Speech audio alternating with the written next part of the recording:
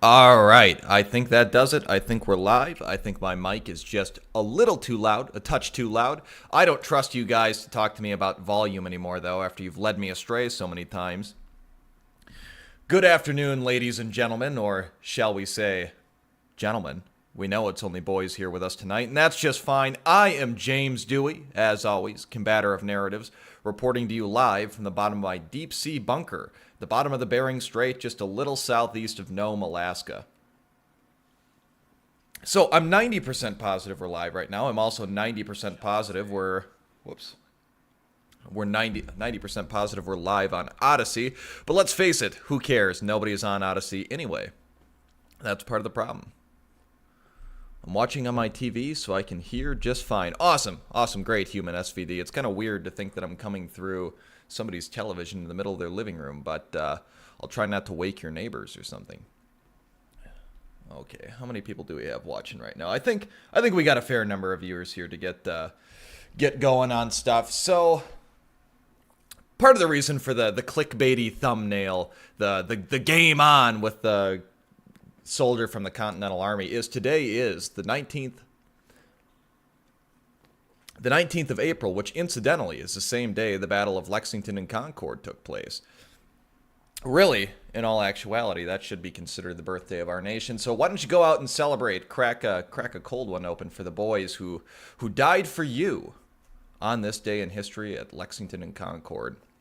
And the reason this becomes interesting and this becomes relevant is, I'm sure, as many of you know, relatively recently, if I can maximize my window here, relatively recently, the ATF, as it's wont to do, has completely reinterpreted law. And we talked a little bit about this last stream. For those of you who don't know or aren't experts on American government, I see Finn Wraith is here. I believe he actually does live in Finland, so I don't expect he would know much. Good to see you as always, sir. So the reason this is important is, obviously, the ATF is a law enforcement agency. They're really the enforcement arm of the executive branch of our government. Their role is to enforce the law as it's written. And that's not what has been occurring for quite some time with the ATF. The famous one is the pistol brace ban, wherein they reversed themselves several times as to whether or not people shouldering pistol braces constituted a felony insofar as you were illegally creating a short barrel rifle. But in any event, this one's a little more interesting because I think it's a lot more likely to affect people like you and I, or rather people like me, because it really aims to make any private transfer illegal without a background check. So, for those of you who aren't gun autists like I am, if you are buying from a federal firearms license holder, the people who can buy guns direct from the manufacturers, you have to go to a gun store, you have to provide your license, you have to provide, well, it depends from state to state what else you have to do, but at a minimum, you're providing your license and you're filling out a form, and the gun store is obligated to run your name through the FBI database. And, you know, obviously, if something pops up like you're a domestic terrorist, they'll refuse the sale of the firearm. And fairly often the system doesn't even work. But that restriction is limited to federal firearms license holders because they can purchase direct from the manufacturer. They're an actual business. They're not people like you and I, private citizens. Private citizens have always been able to, and you'll hear people talk about the gun show loophole. When they're talking about that, this is what they're talking about. If I, as a private citizen, want to sell a piece of my property, or even just give it away as a gift, there's no legal obligation for me to do any sort of background check on whoever I'm selling this firearm to, or giving it to, as the case may be. Reason being, I'm not in business. I'm not turning a profit off of this. And there was a lot of concern with the passage of these pieces of gun control legislation about federal overreach. And that's been the case ever since these acts were passed. You've never required private citizens who are engaging in private commerce to go conduct background checks. And this new ruling, which was just shoehorned through by the fiat of the executive office, this didn't come from Congress. There was no representation. There was no voice of the people to be heard at the passage of some bill. The goal here, in effect, is to make people who buy and sell firearms felons by virtue of the fact that they're buying and selling firearms. Let me stop to take a look at chat here real quick before I get ahead of myself. Blaine Morgan says, hello, good to see you here, sir. Finn Ray says, and as time goes on, who counts as a terrorist will probably become more and more up for question. They've already been comparing our beliefs to terrorists. Yeah, that's sort of where I'm going with this, right, is they're doing what they can to restrict the sale and transfer of firearms and really utilize lawfare or weaponize the law as it's currently written to punish firearms owners. So I believe it says somewhere in this ruling, let me find it. So the thing that I get hung up on the most with this new ruling is that they say it prevents people from evading the licensing and background check requirements by claiming they're just selling a few guns. The final rule claims that even a single firearm transfer may be sufficient to require a license. So if I decide that, oh boy, I really shouldn't have bought that new AR-10, I got to put more money into my savings account, as many of us gun autists do. Like we probably buy and sell a lot more than we ought to. For our own private collection, mind you. That is sufficient to be a felonious criminal act. They can put you behind bars for that. Again, no legislation was passed to make this a law. This is just the government saying, you know what, now we've decided to reinterpret the law and make this felonious behavior. And again, the reason I say that it's interesting that it runs so close to the 19th of April is on the 19th of April in 1975, though no man is still alive. That was really what kicked off the Battle of Lexington and Concord, is the British government by fiat, by, you know, the fiat of the monarch or the fiat of the British governor, decided that they were going to march into the American countryside and again, without any legislation having been passed, without any representation, they decided they were just going to take the firearms of the American citizenry. And well, let's take a look at chat. Let's take a look at chat. I see we've got a few more people in the chat right now. Let's wait until we pick up the last stragglers before we continue on. But Jimmy John says, guns scare my fur babies. Your rights are not heckin' wholesomerino. Yeah, I mean, it is Reddit-tiered neckbeards who sort of applaud this sort of thing. They're the ones who don't give a damn about liberty, but they're the ones who are nominally on the side of the powers that be, so they really benefit from people like you and I losing yet another right, and what in name at least is the last bastion, the last defense line against government overreach. Alpha 6 says they also declared card punch-out part. So what he's referring to, so he said they also declared the card punch-out part as a machine gun.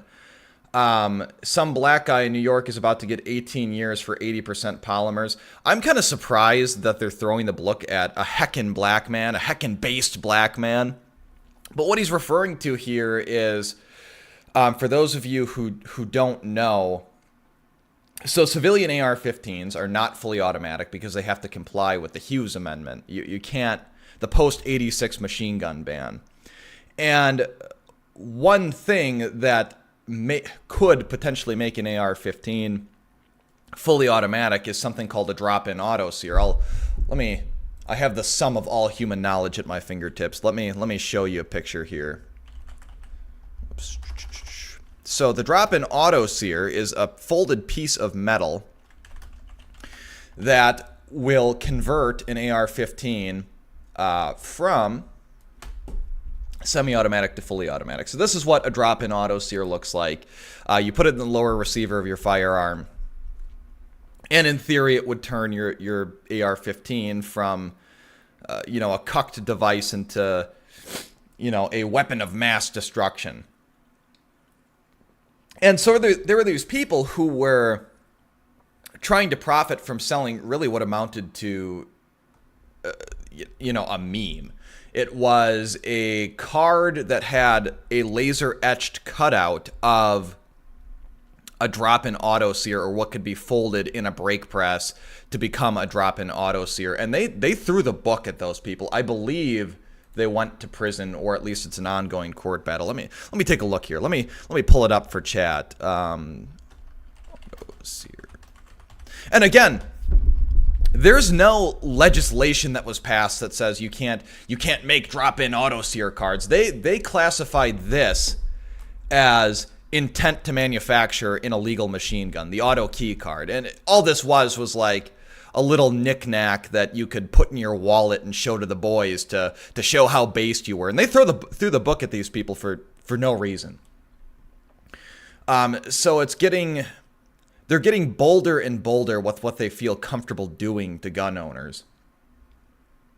John Smith, well, here, let me scroll back up here. John Smith says, refuse to serve as police officers and federals who enforce unconstitutional laws and don't associate with them either.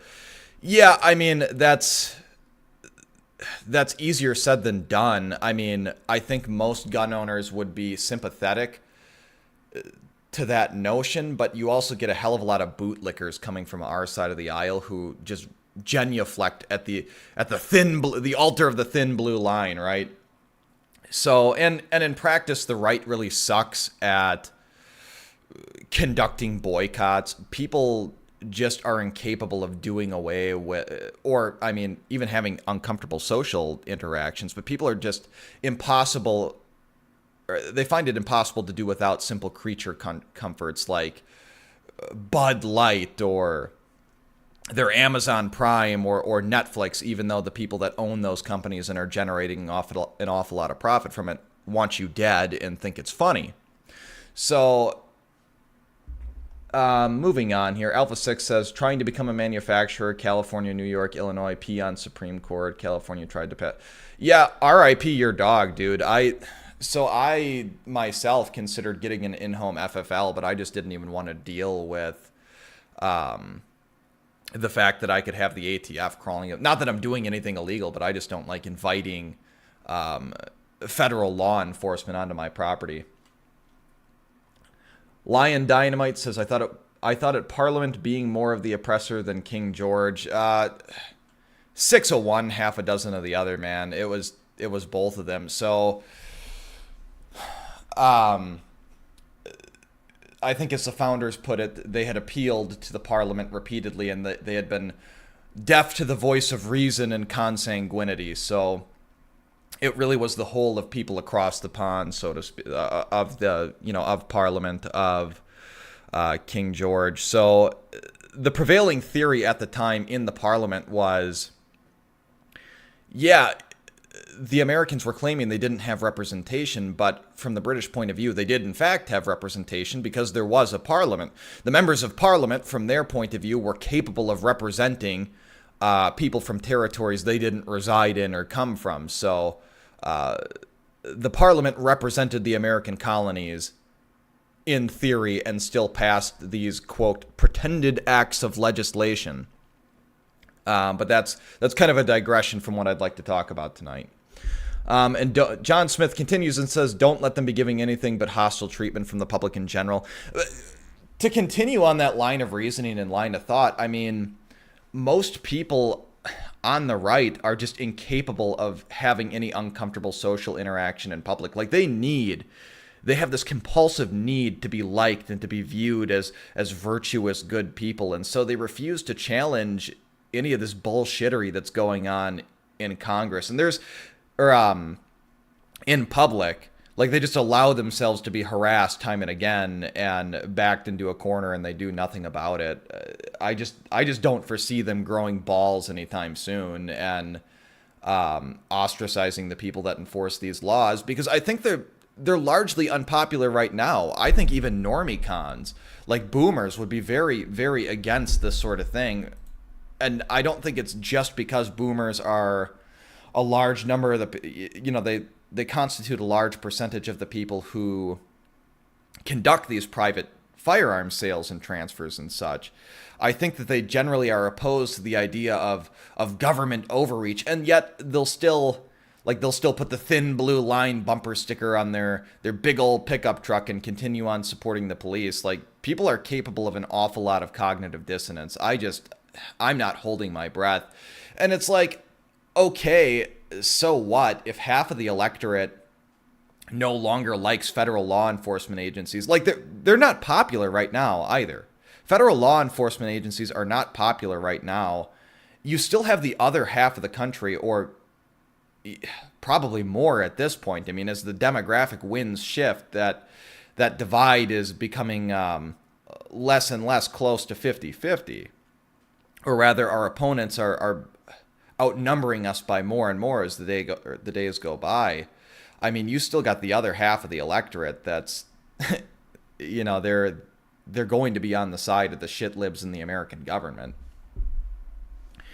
Ignored Van Buren. My faith in police is almost non-existent. Yeah, even if there are some based cops, which I'm sure there are, you have... So the type of person that's attracted to the power that comes with being a police officer is usually going to be the type of person that would be inclined to abuse said power. Like, there are a lot of dickhead cops out there, and I'm not meaning to cop bash, because a number of them are at least on our side to a degree. Like, I think the more and more you interact with 13% of the population committing, 60% of the violent crime, or whatever the number is today, it's pretty hard not to get red-pilled, but they're still going to enforce the law, right? They don't want to lose. It's the same reason these same people who were opposed to the jab took the jab. They don't want to lose their job. That's really what they care about, is their creature comforts and their day-to-day lives and getting their kids to school on time and what they're going to have for dinner tonight. So, and just because the cops themselves or individual cops may be based, that doesn't mean that the leadership, which is largely political, that presides over them, are not diametrically opposed to us. The famous example I constantly bring up are the National Guardsmen kneeling before the BLM protesters. Let me bring up the image here.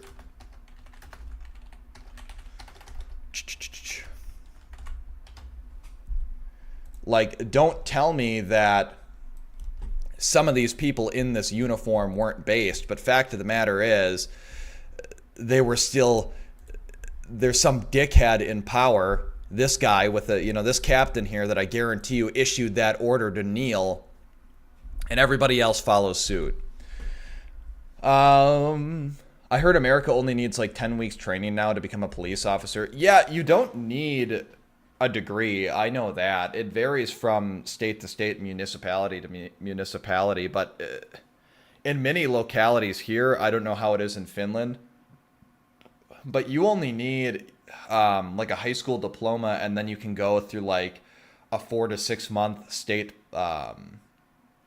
police academy, like for the state patrol or whatever they call it in your state, or you take like I think it's like 2 semesters or excuse me, you get an associate's degree or 60 credits worth or something like that, and you can become a cop. So the barrier to entry is very low, and famously, police departments are allowed to discriminate against people with too high of IQ. So just bear that in mind. They're not our best and brightest. Unfortunately, if you have a home FFL, ATF can go into your home and audit you. Yeah, I mean that would be the primary reason why I would not be interested in such a thing. So that's really all I have to say on the ATF ruling is it's probably just going to continue to get worse and worse. And unlike our based forefathers who had just imagine the absolute balls it had to require to be willing to stand toe to toe with the world's premier land army over your guns, but we let them continue to encroach unopposed. And I'm not even suggesting like anything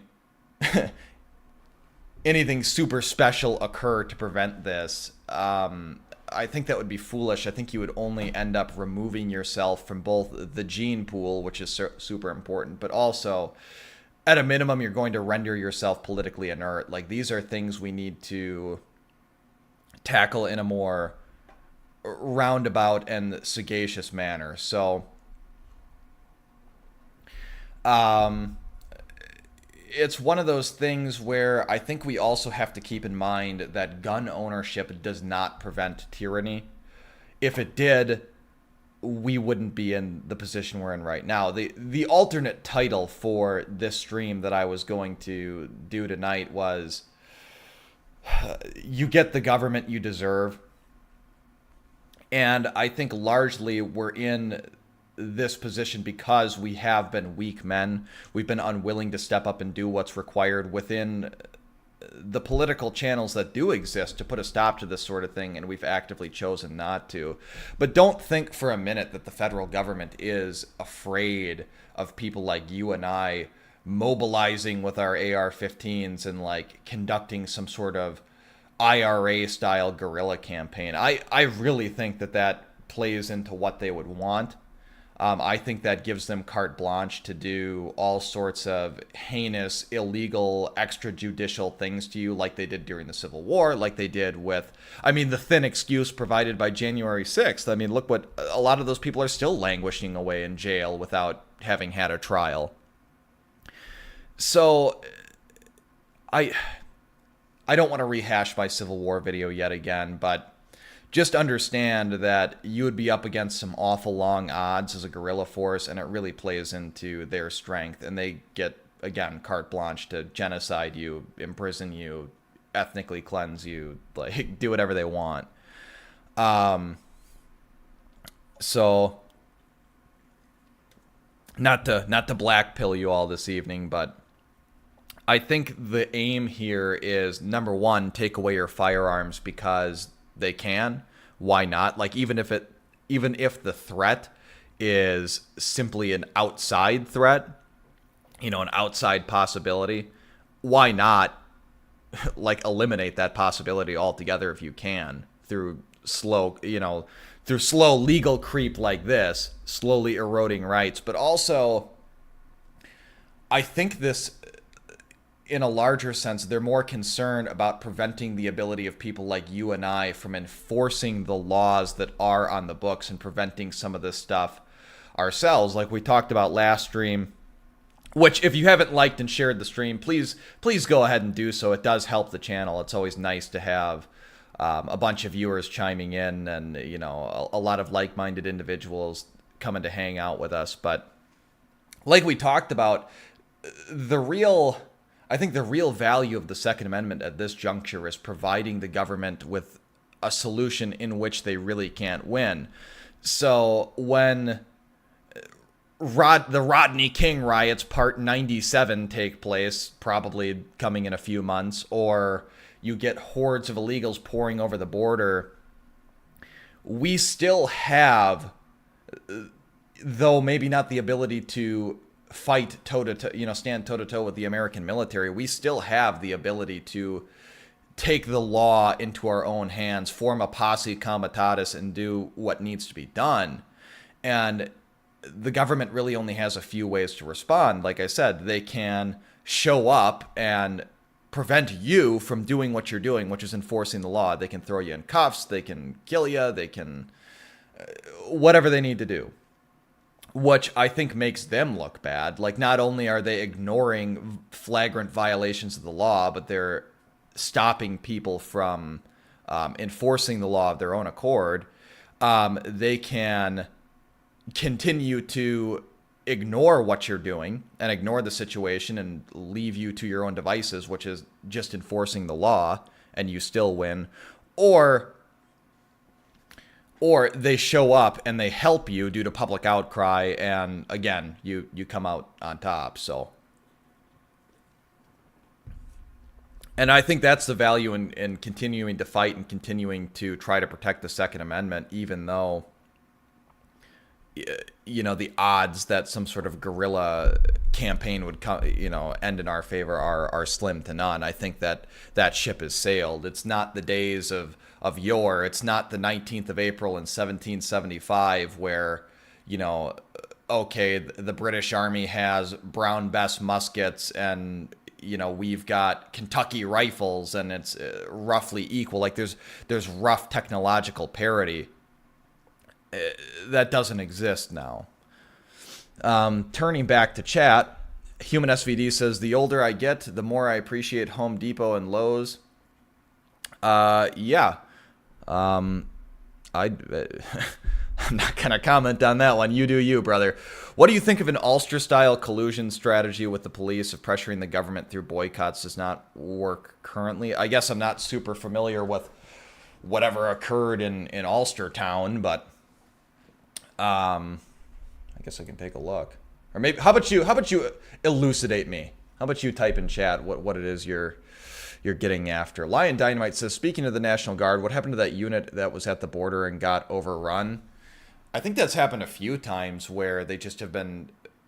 So when they say overrun, it's not as though it's not like it's a battlefield, right? It's not as though, you know, they're in the trenches and the enemy is coming over the top into their trench and bayoneting them and now they're all dying and stuff like overrun just means they haven't been able to stop the influx of migrants. So, which they really weren't doing anyway. And there's a lot of National Guard units that rotate down to the border and they don't do a whole lot besides provide coordination really in command and control assets to local law enforcement agencies. That's a big part of what they're doing down there.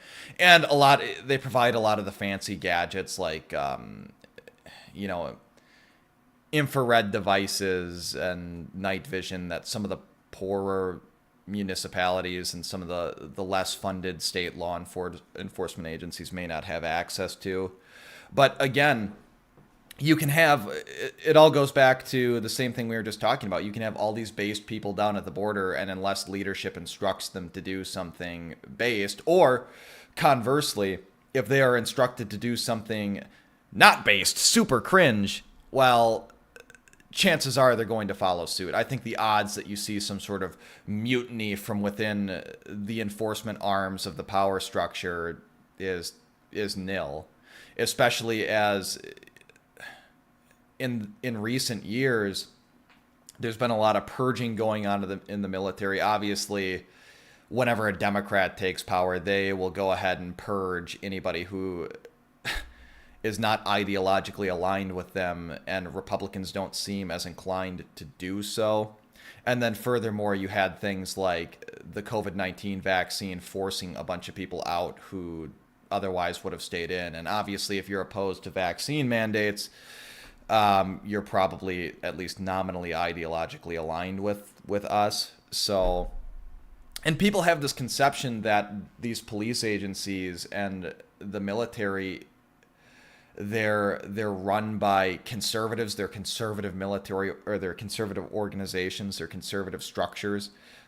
And I think it gives us a false sense of security to think that, but just understand that these institutions, in particular the military, they're ahead of the demographic curve by virtue of the fact that it's the young and the poor that find themselves in these organizations.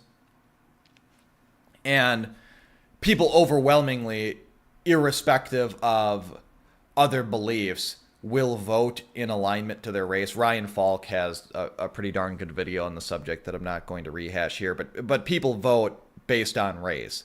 Like, race reigns supreme. That has to be at the core of any of our movements. And we'll touch on that later, but just understand that as these organizations get browner and browner, especially as when they're not foundational or heritage Americans like you and I. They don't have any connection to people who fought in the Revolutionary War like you and I do.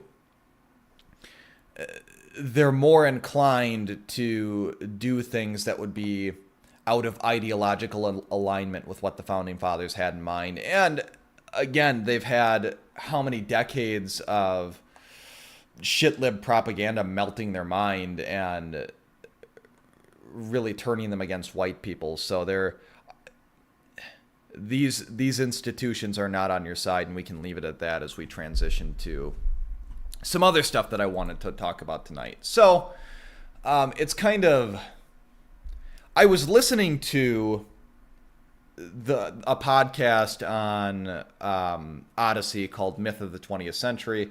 I've live streamed with Adam from Myth of the 20th Century before, a very gracious guy.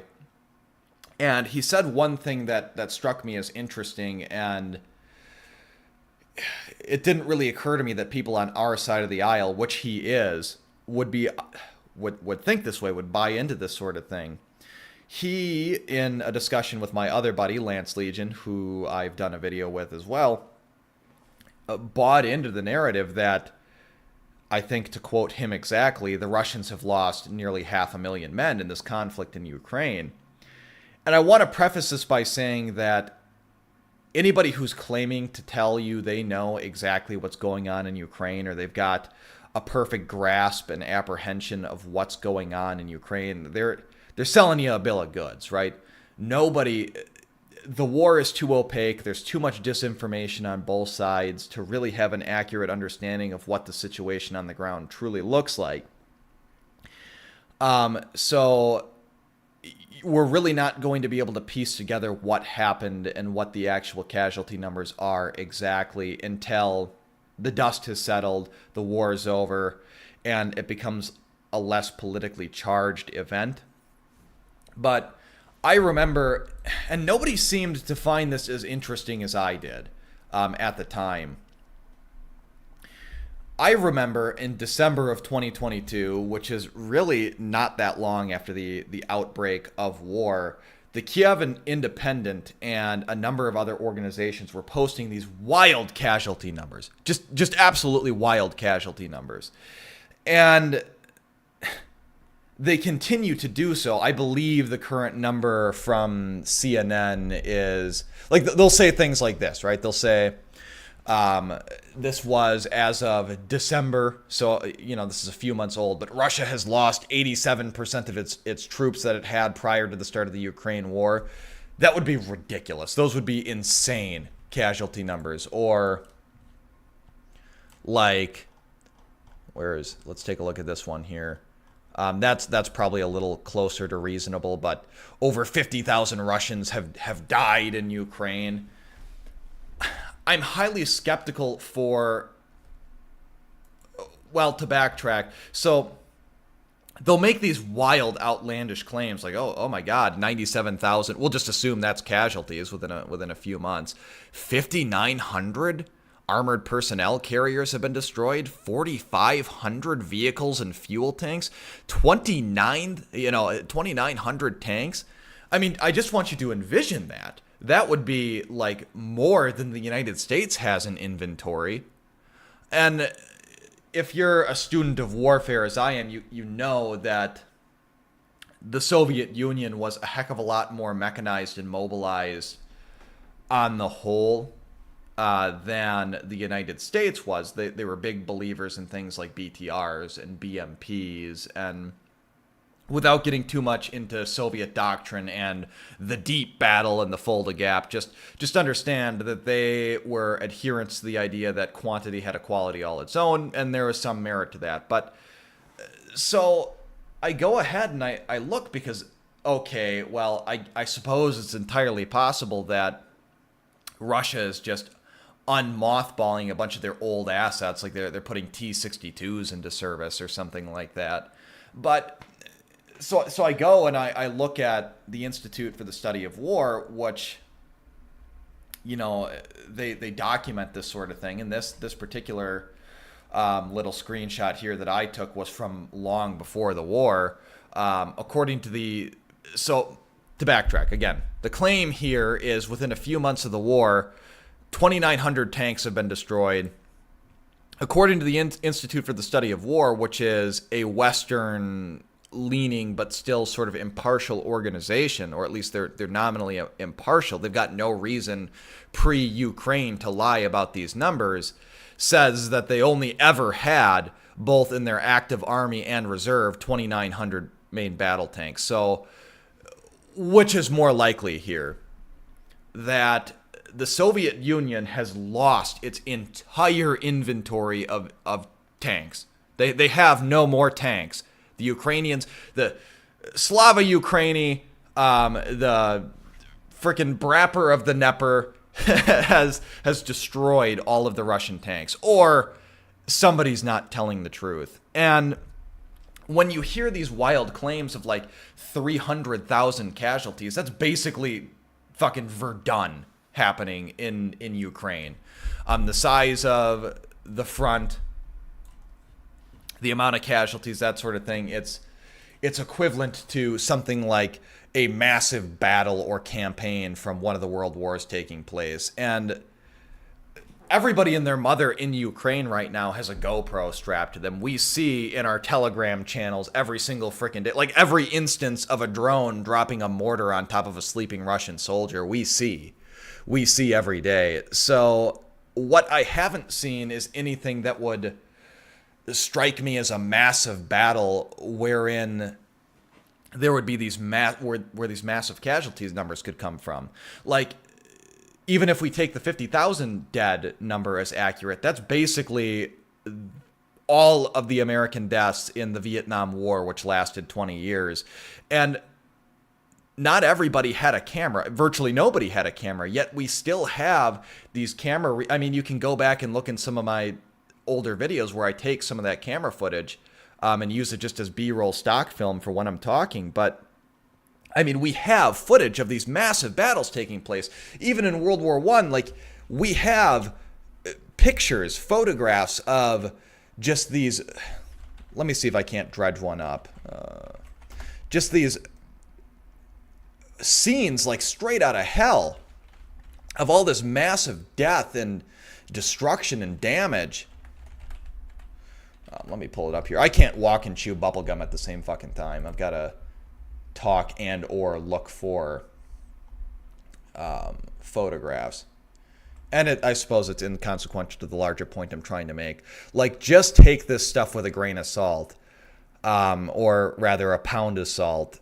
And I think this notion and this willingness to believe that the Russians have taken so much in the way of casualties really comes from a few different places, but the biggest one is a misapprehension of Russian strategy, as much as I can claim to know it, and the course of the war so far.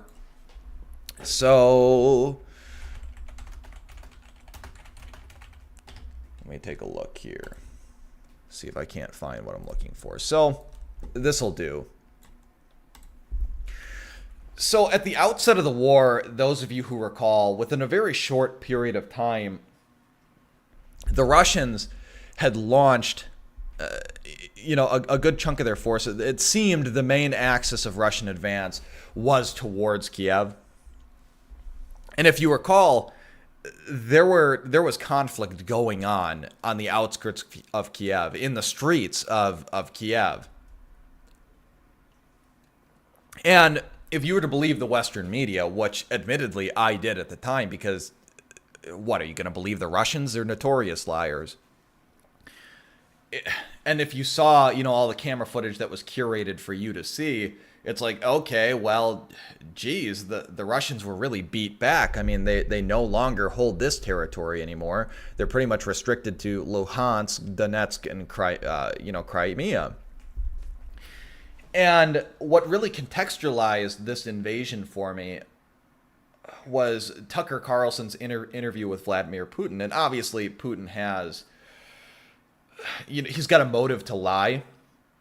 But it struck me as truthful what he was saying, that Number one, in all likelihood, this was probably a feint to draw attention away from the real goal, which was the occupation of Donetsk, Luhansk, and Crimea.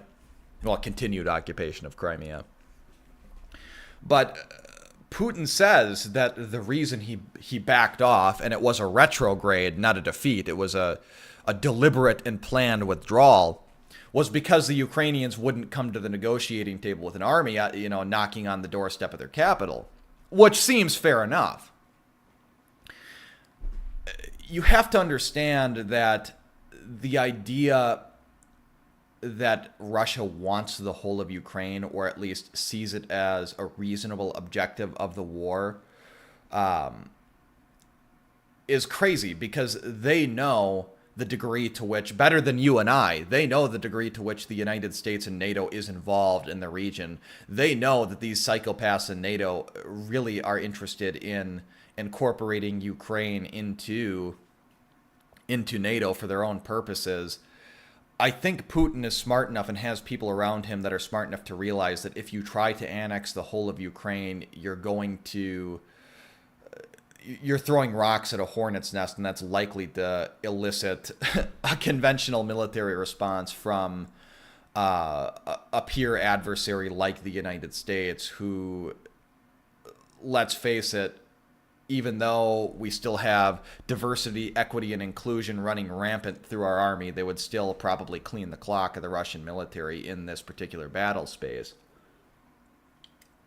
So, but if you're Putin, and you've got really two main objectives, which are, number one, prevent the expansion of NATO further eastward, and you want these buffer states on your border. But number two, you want to liberate the Russian-speaking population of these regions here, and for other obvious economic reasons, and wanting Crimea for its sea access and that sort of thing. But these are much more reasonable military objectives. And when you understand that, okay, this was probably a feint to draw military resources away from here. The objective probably is not the conquest of the whole of Ukraine. It's probably limited to controlling these regions here. Now, the fact that the Russians haven't really done much, the fact that this war has been super static for the longest time, starts to make a whole lot more sense, because it's like, okay, you don't have a whole lot of, like, obviously if Kherson is going to be a thorn in your side and they keep launching, sorties, or this serves as a base of operation for incursions into territory you're holding, you might try to see, you might take limited of offensive measures, but all the Russians have to do is sit here and continue to hold the territory and bleed the West out. We'll pause here and take a quick look at chat, because I see out of the corner of my eye it's been going relatively nuts. So Rule Americana says Kiev Independent says now says 450,000 losses. That 50,000 claim is ID confirmed killed. I'm still skeptical of the claim of 50,000, because, well, I mean, just understand that was 20 years of war for the United States. And I think that there are a lot of parallels you can draw between the conflict going on in Vietnam and the conflict that went on in Vietnam and the conflict here, but also that's still an awful lot of dead for there not to be a lot of unrest in this day and age in Russia. And furthermore, I'll tilt my hand and let you know my own bias. It's like, well, I'm disinclined to believe anything coming out of the Western media, because they've been proven liars. So, but yeah, that 450,000 number is just insanity. The shitter of the Dnieper has destroyed another 10,000 Russian tanks. Russia's almost taken. Victor Saxon says, my good buddy who's unable to be here tonight, says Russia is almost taking as many casualties as Jim has wives. That is true. That is true. 0. Oh, boy. Finray says, people like to exaggerate things in war. Here in Finland, people also fought many Russians during World War II, and we still exaggerate how many Russians were killed and how many tanks were blown up. That's the other factor. And some of that isn't even lying. People tend to overestimate, even in this day and age, how difficult it is to actually confirm a kill, and the tendency of people on the ground to over-report kills. A common example or a common anecdote during World War II in particular were these aerial combat missions, whether it was air-to-air combat or air-to-ground combat. These pilots would fire their main complement of weapons. They'd fire their machine guns or, lob a rocket or something like that, drop a bomb. They'd see smoke and think, okay, confirmed kill, because things are moving so fast and you're not sticking around long enough to, like, check their pulse or anything like that. You're scooting the hell out of there. They go back and report it as a kill when really they didn't even knock them out of the fight.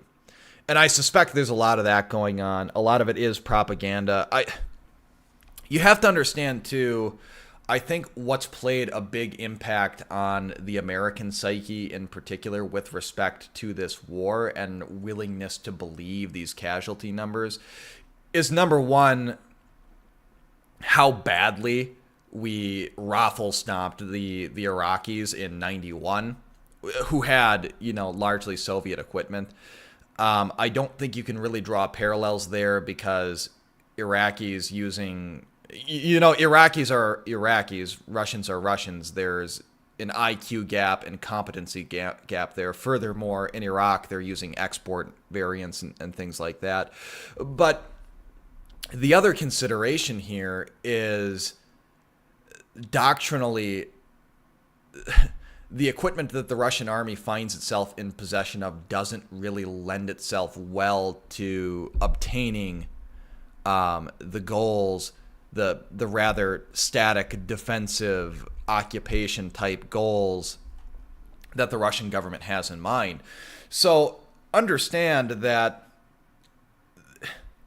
World War III, the prospect of World War III, this hypothetical battle that would take place sometime probably in the 80s between the United States and the USSR, was a function of time more than anything else. I forget the predecessor to air-land battle, but even in air-land battle, there was a big emphasis in the American Army from, teaching and training new cadets to the general staff of the United States Army. You have to win the first battle because there probably isn't going to be a second battle.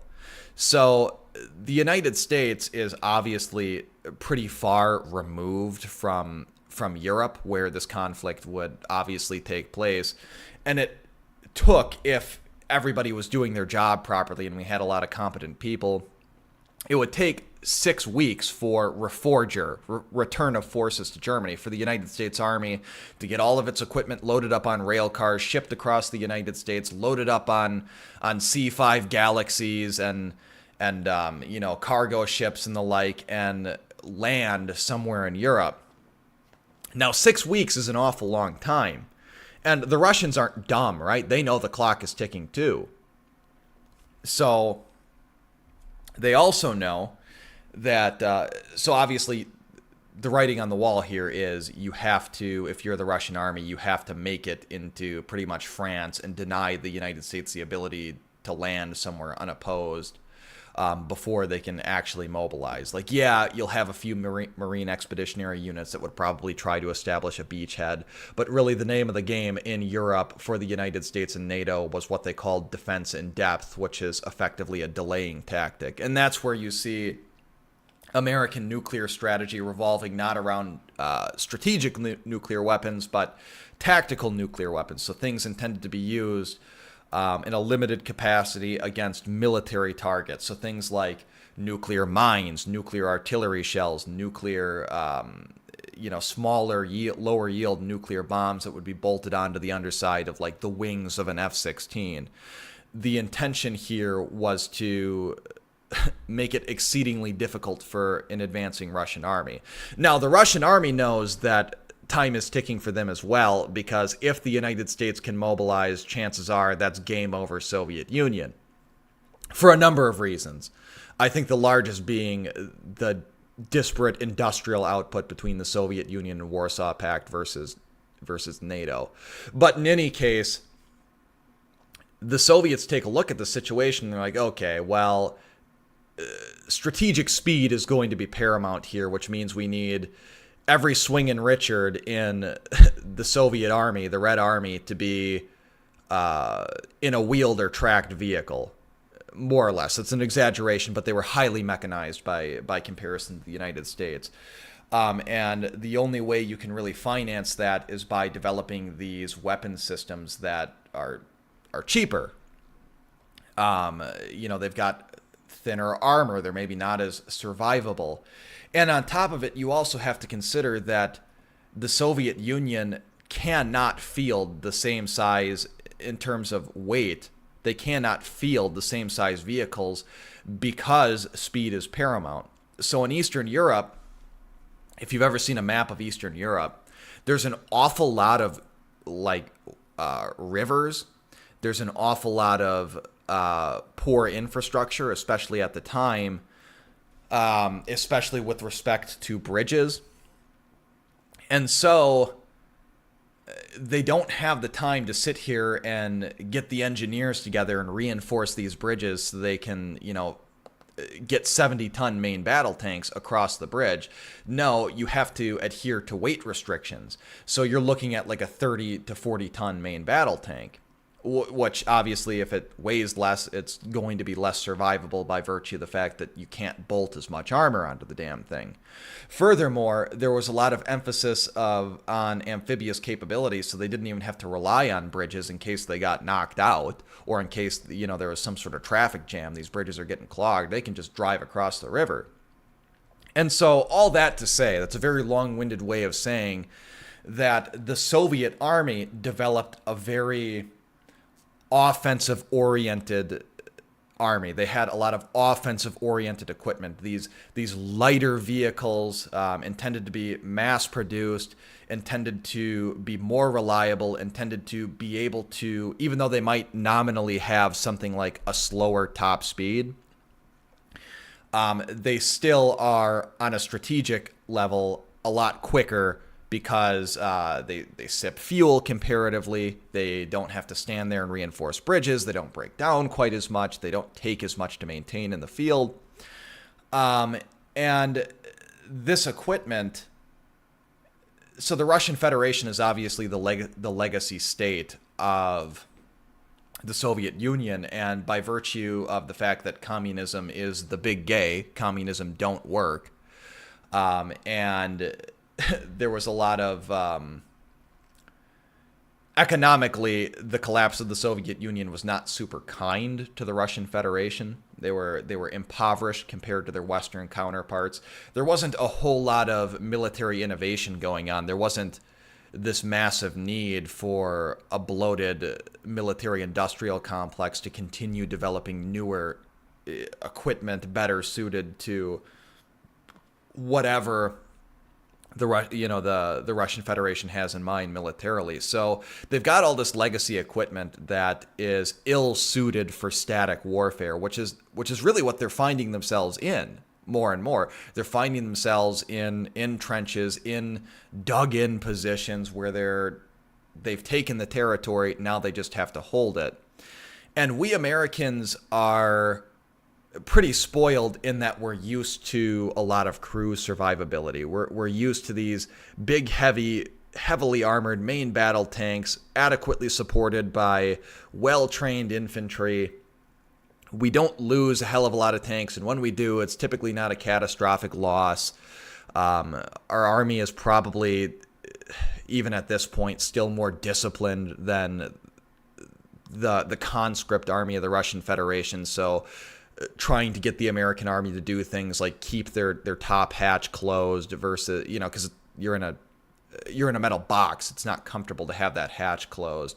for security reasons. So you're a lot more likely to see catastrophic losses of these Russian vehicles, these Russian tanks. Like, I've seen numerous videos of a drone dropping a mortar round down the open hatch of a Russian tank, and it appears to be a complete crew loss or something like that. That's very jarring to an American to see, to a Westerner to see. And so I think it gives us this impression that somehow the Russians are losing because they're taking losses, which is something that just happens in war. And I also suspect that's why the Ukrainians were so interested in Western technology, in particular Western tanks like the M1s, even without the depleted uranium armor, not to get too far into the weeds on the technical aspects of certain military vehicles and that sort of thing. But I think Western military equipment is far better suited to this slower paced, more static warfare by virtue of the fact that there's a lot more crew survivability. When you engage with the enemy, it's pretty likely that they're going to get the drop on you, so you can take more hits. You're a lot tankier in terms of a tank. So let's turn our attention back to chat because Victor Saxon is not here. Dementia Dewey is unchained, unrestrained, unrestricted, and unmedicated. So I'm all over the place. Not really. I think I've been pretty coherent, but we still want to engage with the audience. 1,000 destroyed Russian tanks just flew over my house. Mine too. The ghost of Kiev has killed 6 million Russian troops. Oy vey. Oy vey. Never forget the 6 million. Never forget the 6 million dead Russians. Can I get an F in chat for the 6 million dead Russians? Russia was in negotiations with Ukraine to settle the war early on, and Boris Johnson flew in and gave them a guarantee. It's why it dragged on. That's the other consideration, too, is you have to understand that without these, as Ryan Falk, alt-hype calls them, these psychopaths in NATO, which I think is an apt name for them, or an apt descriptor. These psychopaths in NATO want to, prolong this war. So they're doing everything to prop up the Ukrainian government and delay the inevitable, and they have probably been the ones that have prevented any sort of peace accord from coming to fruition. So they initially called it a special military operation because it was supposed to be quick and get Ukraine to let the LPR, DPR, and Crimea go, which, as an aside, I think that stuff like this, stuff like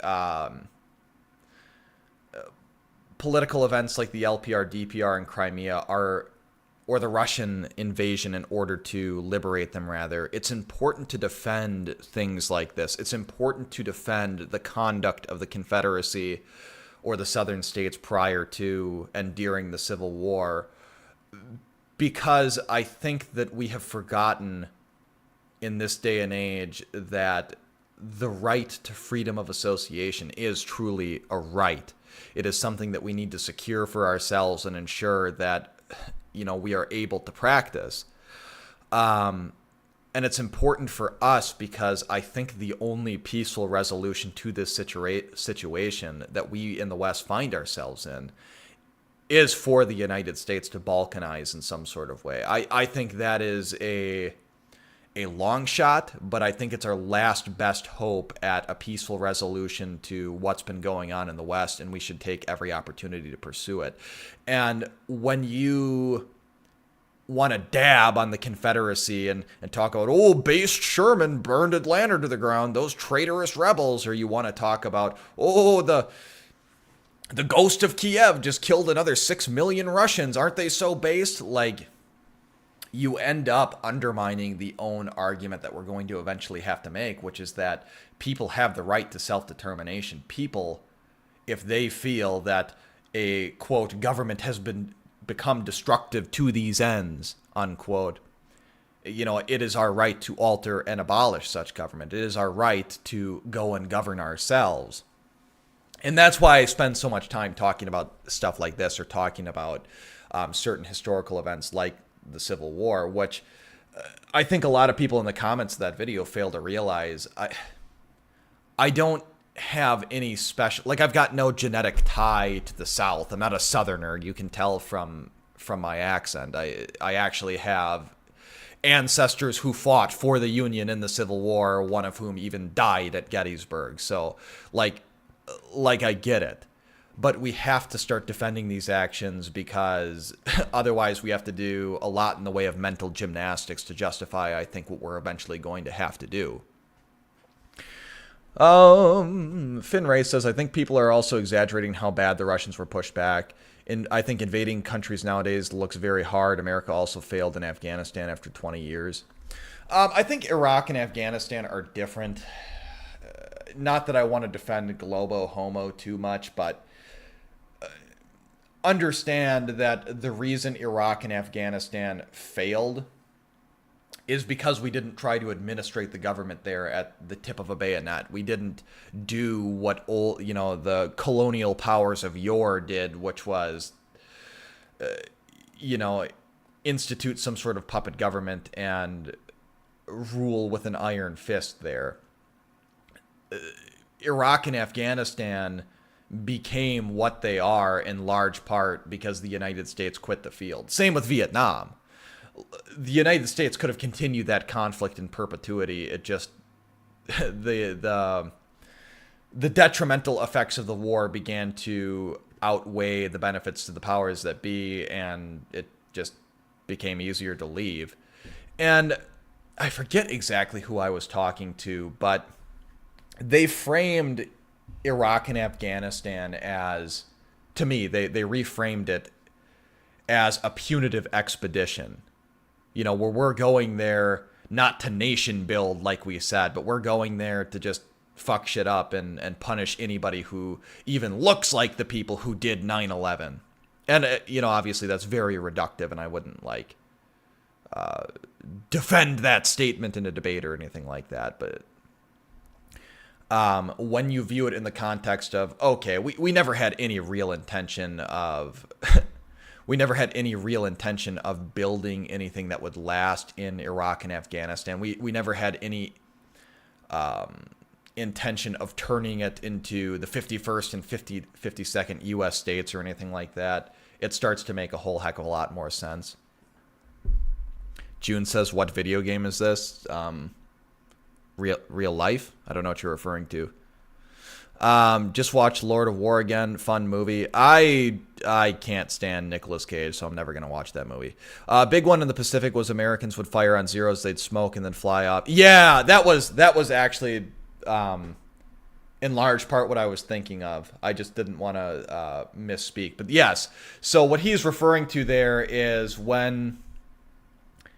Was it the Zeros or was it their it doesn't matter. When the Japanese planes would put the balls to the wall, so to speak, on the throttle, their engines would actually smoke. And so American pilots would assume that they'd just killed that guy when really he just zoomed away. The Iraqi raffle stomp wasn't very impressive, IMO. I mean... I guess that's an opinion. The Thunder Run was pretty keno. Predictions for combat lifetimes for armored vehicles were measured in 10 to 20 minutes. People forget shit dies in open warfare. They also forget that the United States was actually anticipating taking very heavy losses in the Iraq War. I mean, they very famously bought 300,000 body bags before the invasion, and it became a big scandal. I think it was, so to rephrase it, or to reframe it for you, June, I don't think that it's impressive because the United States came out on top. I think that was fait accompli as soon as the United States decided that it was going to go in there and do what it did. I think what's so impressive is the way in which we did it and the speed with which we did it. The long and short of it is... the Marine Corps did a lot of dancing around at the Iraqi border and made Saddam Hussein think that that's where the main thrust was going to come from. And, I think it was 1st Armored swung around through the Iraqi desert and circumvented the main battle lines entirely. So it was a very quick war. I don't think it's doxing myself to say that my dad was in the Guard and alive at that point in time during the Iraq War. He was called up to go to war, and the war was over before he could mobilize. It was done. That's how quick it was over. So the RPK is the perfect weapon for this offensive warfare strategy. Maybe. I don't know. I guess I don't have a real opinion on that. I think... Truthfully, I don't think small arms matter as much as people think they do. The lion's share of casualties comes from indirect fire, shrapnel. Victor and I, if he's still in chat, looked at this on stream a while back, I believe, where for every kill in, it was either Vietnam or Iraq, maybe both, but the number is it takes 250,000 rounds of ammunition expended to make one kill. So some of that includes like rounds expended for training in theater, but that's still an awful lot. Like the point of small arms fire is largely to pin people in place while you maneuver around them and call in indirect fire or air support if you're an American at least. And as an aside, I think that's why it's rather silly that the meta for the gear goons on the Dissident Right, the Boogaloo boys, that the meta has become these ultra small plate carriers with level 4 rifle plates and like a mag pouch and nothing else. Because rifle fire is like the thing I'm concerned about least if I'm them. If the big igloo is happening, I'm not super concerned about rifle fire. I'm concerned about that douchebag with a rifle or with a radio in the thicket that I can't see. I'm concerned about him calling IDF in on me, accurate IDF, and being able to adjust fire. So they wear these ultra thin, ultra light plate carriers with level 4 plates, and they envision that they're going to be, you know, if you see the way they set up their rifles, they've got like a Mark 18 clone with a 10.5 inch barrel or a 10.3 inch barrel and a suppressor and a red dot. And, you know, they're running around. They envision that they're going to be in some sort of close quarters battle, or they're going to be door kickers. They practice room clearing. And that's like the dumbest thing I've ever heard on the face of the planet. Everybody sucks at clearing rooms. Like, it just is what it is. When I was trained to do it, that was like the most stressed out that I've ever seen cadre members who were teaching me to do it. Like, they were, because they had done it in real life in Iraq. People die. If you ever find yourself in a situation where you're having to clear rooms, you done fucked up. Never, ever, ever would I deliberately put myself in a situation and alter my loadout, can build my loadout, so to speak, around trying to do that or trying to engage people within like 50 meters. Like, I'm more concerned about shrapnel from hand grenades, from mortar rounds, from artillery. So yeah, if I'm them, I'm wearing an IOTV with soft armor too, even though it's heavy. Like, get fit, stop being fat. Yeah, it sucks, but so does taking shrapnel and dying. Albert Camus says, "What's up? Good to be on here. Good to have you, man. Let's get ready to forget about what we were talking about."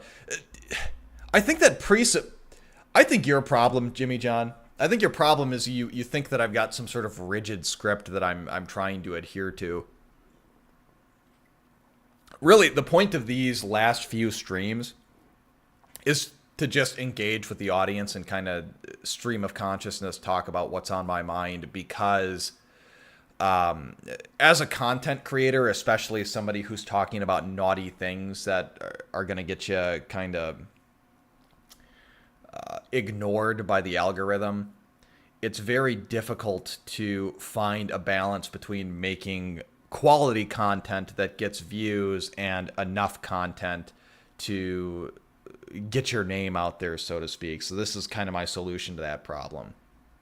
So I go into this with a few different topics that I do want to talk about and cover, and then I just kind of go where chat takes me.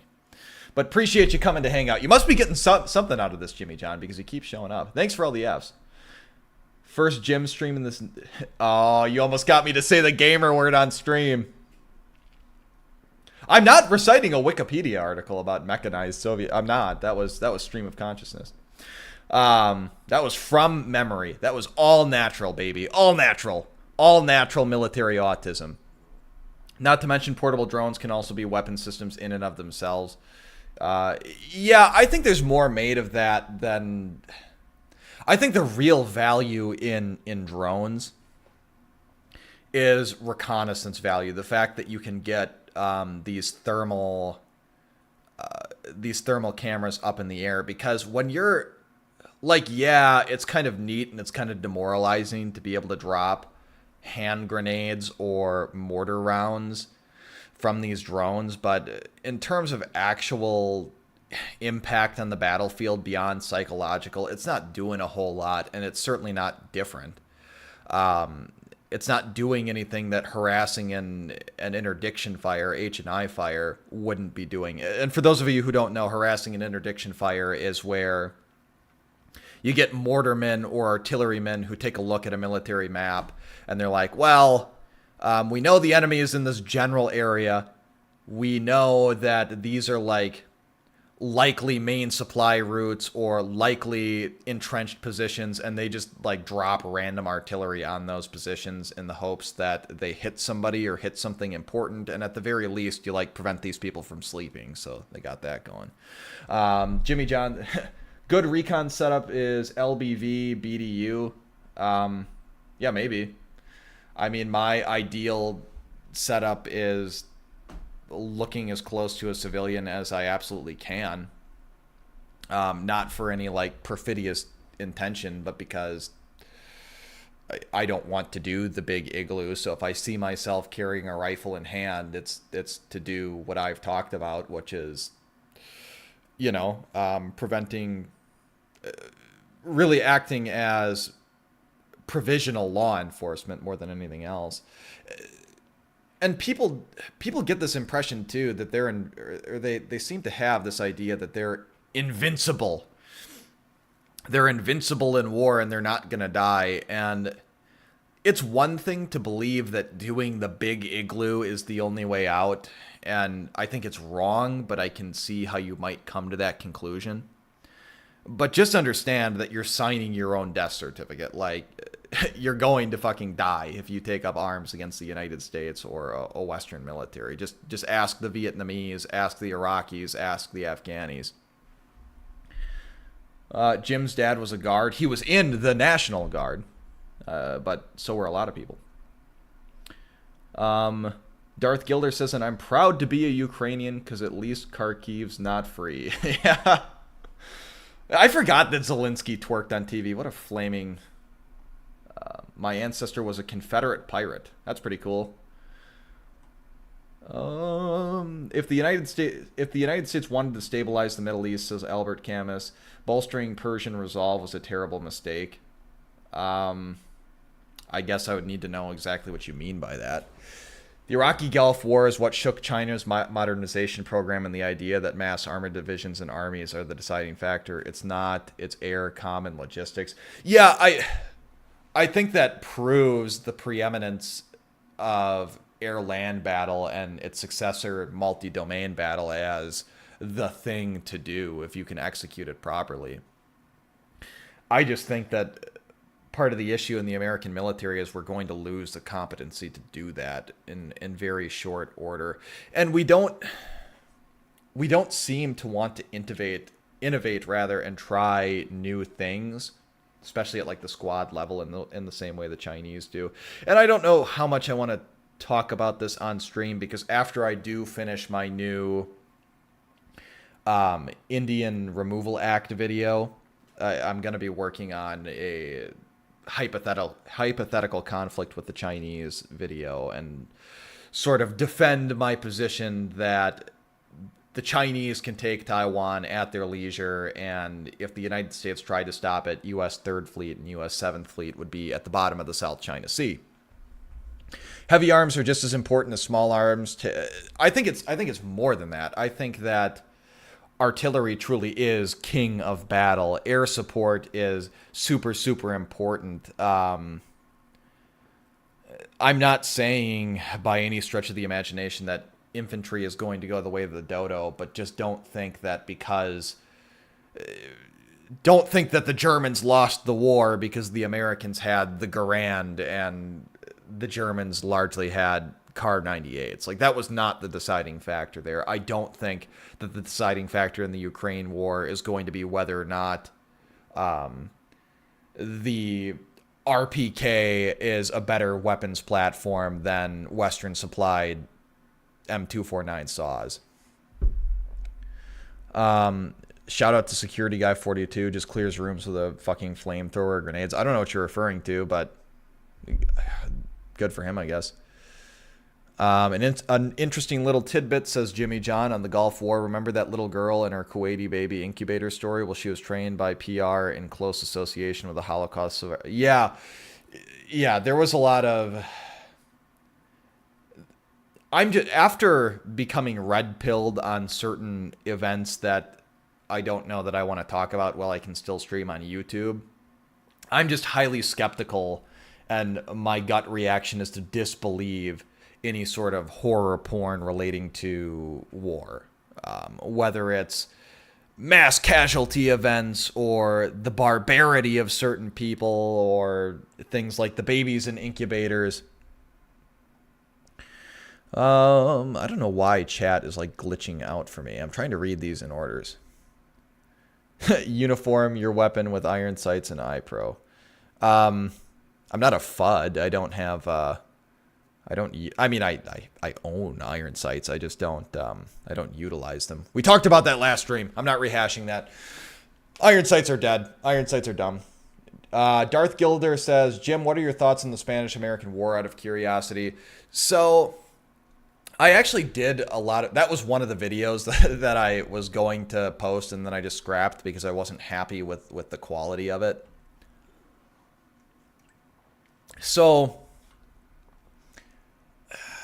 in retrospect, I think it was Hyman Rickover who... I mean, you should...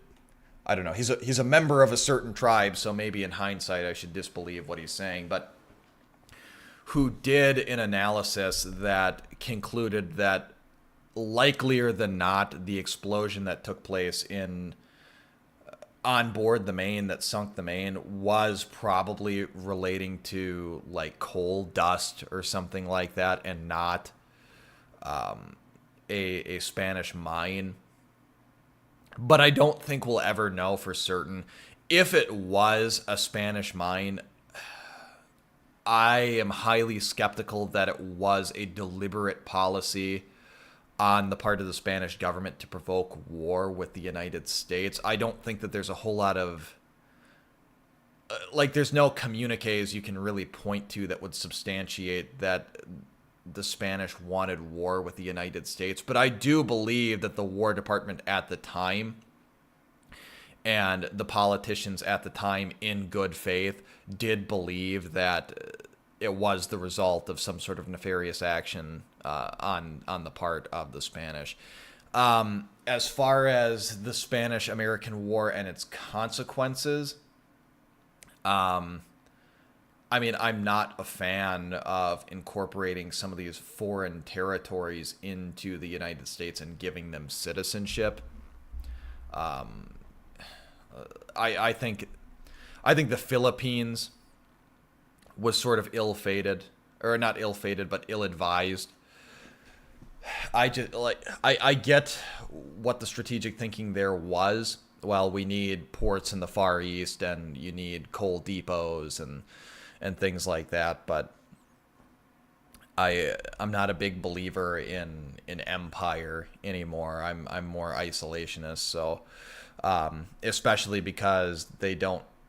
The people on these islands that we annexed, these territories that we took, they're not like you and I. So, and that's one of those things too, where the other side of that coin is I'm tremendously proud of the conduct of the United States Navy during that war. I think that we gave the Spanish Navy a good thrashing and punched well above our weight class in that respect. So I guess I'm ambivalent insofar as I have multiple feelings about it. But I don't think it was all that important in the grand scheme of things. I don't know that it like shifted the trajectory of the United States in the same way that the Civil War did. The Spanish certainly did not have any sort of capacity to wage an expeditionary war on the American continent. So I think worst case scenario is we just like didn't get the Philippines, which we don't have the Philippines now. So sabotaging support systems and communications, says Human SVD, and logistics is really what would do the military in. Where I'm not convinced. So I don't know if you've seen my. So what Human SVD is getting at here is that a guerrilla force could in fact inflict a hell of a lot of damage on some of the softer targets relating to infrastructure in the United States. It's going on like a year and a half ago now, where those supposed white supremacist terrorists were taking out. Why am I drawing a blank on that? It's my dementia because Jimmy John's in chat.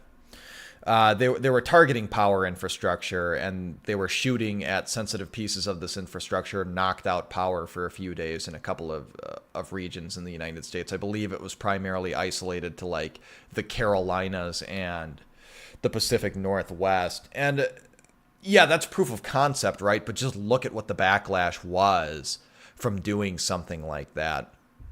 So again, you're not going to impact the powers that be in any significant way. Like, even if you were to pull off something as grand as knocking out a critical rail junction in St. Louis and effectively bisecting the nation and really limiting our ability to get supplies from coast to coast and to the center states, I mean, the institutional power is going to be okay. They're always going to find a way to get enough food to themselves and their goons to perpetuate the fight, especially because, okay, even if the United States is in complete chaos, don't tell me that there would be similar chaos globally that would prevent food production. They're going to import it. Even if you were to inflict a hell of a lot of damage on critical American military infrastructure, guess what? I mean, the UN is still a thing. NATO is still a thing. Don't tell me that foreigners wouldn't get involved. And fundamentally, you're not hurting them. You're hurting the people who you need to be on your side. You're turning the power off for a guy who, you know, is already struggling to make ends meet, and now everything that was in his fridge expired, and now he hates you. Or you knock out a bridge, and now he can't get his kids to work on time, is sort of the anecdote that I like to use. You're already, as a guerrilla force in the United States, due to the demographic shift here in the United States, you're already fighting an uphill battle with respect to the support of the people. And I think the case study of that is COVID. Look how many people, white or otherwise, were so quick to tattle on anybody who wasn't doing anything as simple as wearing a mask in public or socially distancing properly. These are the same people, these are the same types who find themselves aligned with the powers that be, that would be the first to tattle on you for being out after curfew. They'd be the first to tattle on you as a suspected terrorist because you've said some really bigoted things in your like it would be red flag laws taken to an extreme. And now on top of it, you're going to further alienate this population base, who is the critical strength and critical vulnerability of any guerrilla force, the source from which they draw their strength and the thing they can't fight without. Now you want to alienate more of them by turning off their power, turning off their water, turning off their lights. Nah, it's dumb. It's dumb. It wouldn't have the desired result. Finray says, interesting. I'm listening to all this military stuff now since I'm supposed to do military service in a few months. Does Finland have universal conscription? If so, I don't know. I'm not a big fan of conscript armies, but I guess I'm not opposed to the idea that everybody ought to give some sort of service out of their own labor to the state in an ideal society. Human SVD says basic radio navigation, basic skills using old technology is lacking. I'm honestly shocked. Yeah, that's the other thing too, is most people aren't going to be able to do without creature comforts in their day-to-day life. They're going to cry uncle as soon as their interwebs get turned off. The civilian population is not good at doing military things. There's a reason professional militaries are so much better at being militaries than conscript forces or things like that. Like ComSec is one of those things that I think would absolutely get any guerrilla force just destroyed on the field of battle. I mean, even if you have and know how to do things relating to encryption on your radio, guess what? You're still emitting a signal no matter what, and radio direction finding is a thing. So, okay, well, there's a signal out in the boonies in an area that we know guerrillas are operating. Drop Artie on it, you know. Jim, when are you going to play Airsoft? Probably never, because I don't know, I just find the whole LARPy thing kind of cringe, and it's usually a lot of kids. Furthermore, I just don't have a ton of time. I used to enjoy paintball up to like maybe my freshman year in college. The thing about it was nobody likes to get hit. Like everybody cries about it, and so nobody actually wants to go do it. So I just kind of stopped doing it. But I think even for what I've talked about, I envision the militia system being this para-law enforcement agency, for lack of a better term. Force-on-force training is super important, and I think there is some value in it, but just understand that value is in all probability going to be limited to like the concept of near ambush and room clearing, which I think are things that probably don't lend themselves too well to a guerrilla force, at least in unprofessional and lacking in terms of materiel. All right. I don't know why. Every time I scroll in chat, it's jacked up. Damn, Jim is a wannabe cop. It's so over. No, I'm the farthest. I'm the furthest thing from that. Jim Dwittenhouse. Yeah. Persia is another term for Iran. Yeah, I know Persia is another term for Iran. I just didn't know what else you were getting at. China, very good, very good. Yes, small arms is basically irrelevant if you got it. Yeah. Wag the Dog, another good film, this time without Nick Cage. I mean, if it came out of Hollywood, it's probably gay on some level, so. I always ask for statistics from your artillery as are not possible. June says the key is to avoid fucking with innocent as much as possible. Yeah. I mean, I think, I don't know. I'm always very hesitant to say anything that could be construed as inciting to violence, which I'm absolutely not doing. Like, I feel I'm making a very strong case for the opposite. So I don't like to war game hypothetically what guerrilla forces should be doing like that. Yes, Finland has mandatory military service, says Finn Wraith, because for a long time we have been afraid of what's happening in Ukraine will happen here too. Let's hope for your sake it doesn't. I don't foresee it happening, but doesn't appear to be going too well for the Ukrainians, so there's that. John Smith says, is it possible to collude with like-minded local police to undermine the power of overreaching and critically non-local federals instead of treating them as the enemy? I think it's possible, but, you know, everything is possible. I think what's more likely than anything else in the instance of somebody who would be like-minded finding themselves in one of these enforcement agencies is them just weaponizing incompetence to delay or disrupt what those enforcement agencies are doing. I think I'll probably leave it there with the whole Civil War talk, because I don't know, I've kind of beat it to death, and I always skirt on the edge of getting my channel banned, which would be sad with like 600 subscribers. I at least want to get a little bigger before that happens, because then I can transition over to another service like Rumble or Odyssey and still have a somewhat of a following. It's key to feeling is mandatory. I'm just making sure that we're engaging with chat. I want to make sure that I've touched on most relevant things. Look into the idea. Worked in Northern Ireland, says John. Yeah, Northern Ireland, and I've made this point in my Civil War video too, which if you haven't seen, you should go check out after the stream. But there's a lot of differences between the IRA and the United States. Jimmy John says Devon Stack has a great video about Wag the Dog. Yeah, everything Devon Stack does is great, and well, I mean, obviously not every single thing he's ever done ever, but he's somebody I enjoy listening to. He you can ask Victor. I talk about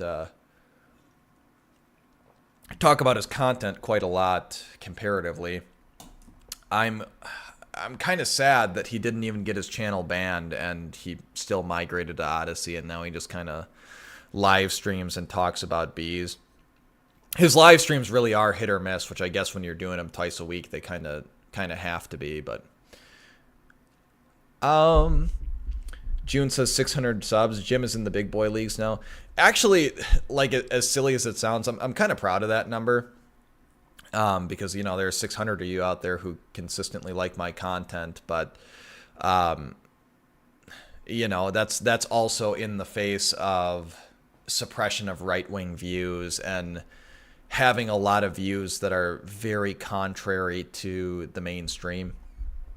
Even among the dissident right, I think I'm somewhat of a cooler head on the dissident right, and that doesn't always fly. John Smith says, "What's the solution? Voting." I think I've talked about that as well. I don't want to beat it to death on stream. You should check out some of my more recent videos, John Smith. No, the solution isn't voting. In essence, I think we have to form intentional communities, as Arvel would call them, and try to do what was done to us. Subvert local institutions of power, consolidate power, try to seize a lot of the, not vestigial, but what remains of the legitimate power structures in this country, and weaponize them to our own ends, which I think inevitably has to be some sort of amicable separation or national divorce. And I think it's absolutely doable. The alternative is putting all your eggs into the basket of some sort of violent revolution, which I just don't think would go our way and isn't practical or prudent. So it may seem impossible now, but we know how quickly things change. Nothing's ever hopeless. One of the things that I read relatively recently, within maybe the last year, that white-pilled me was that I find it awful distressing that in a very short period of time, whites have gone from an 85 to 90% majority in this country to, I think the census numbers are massaged.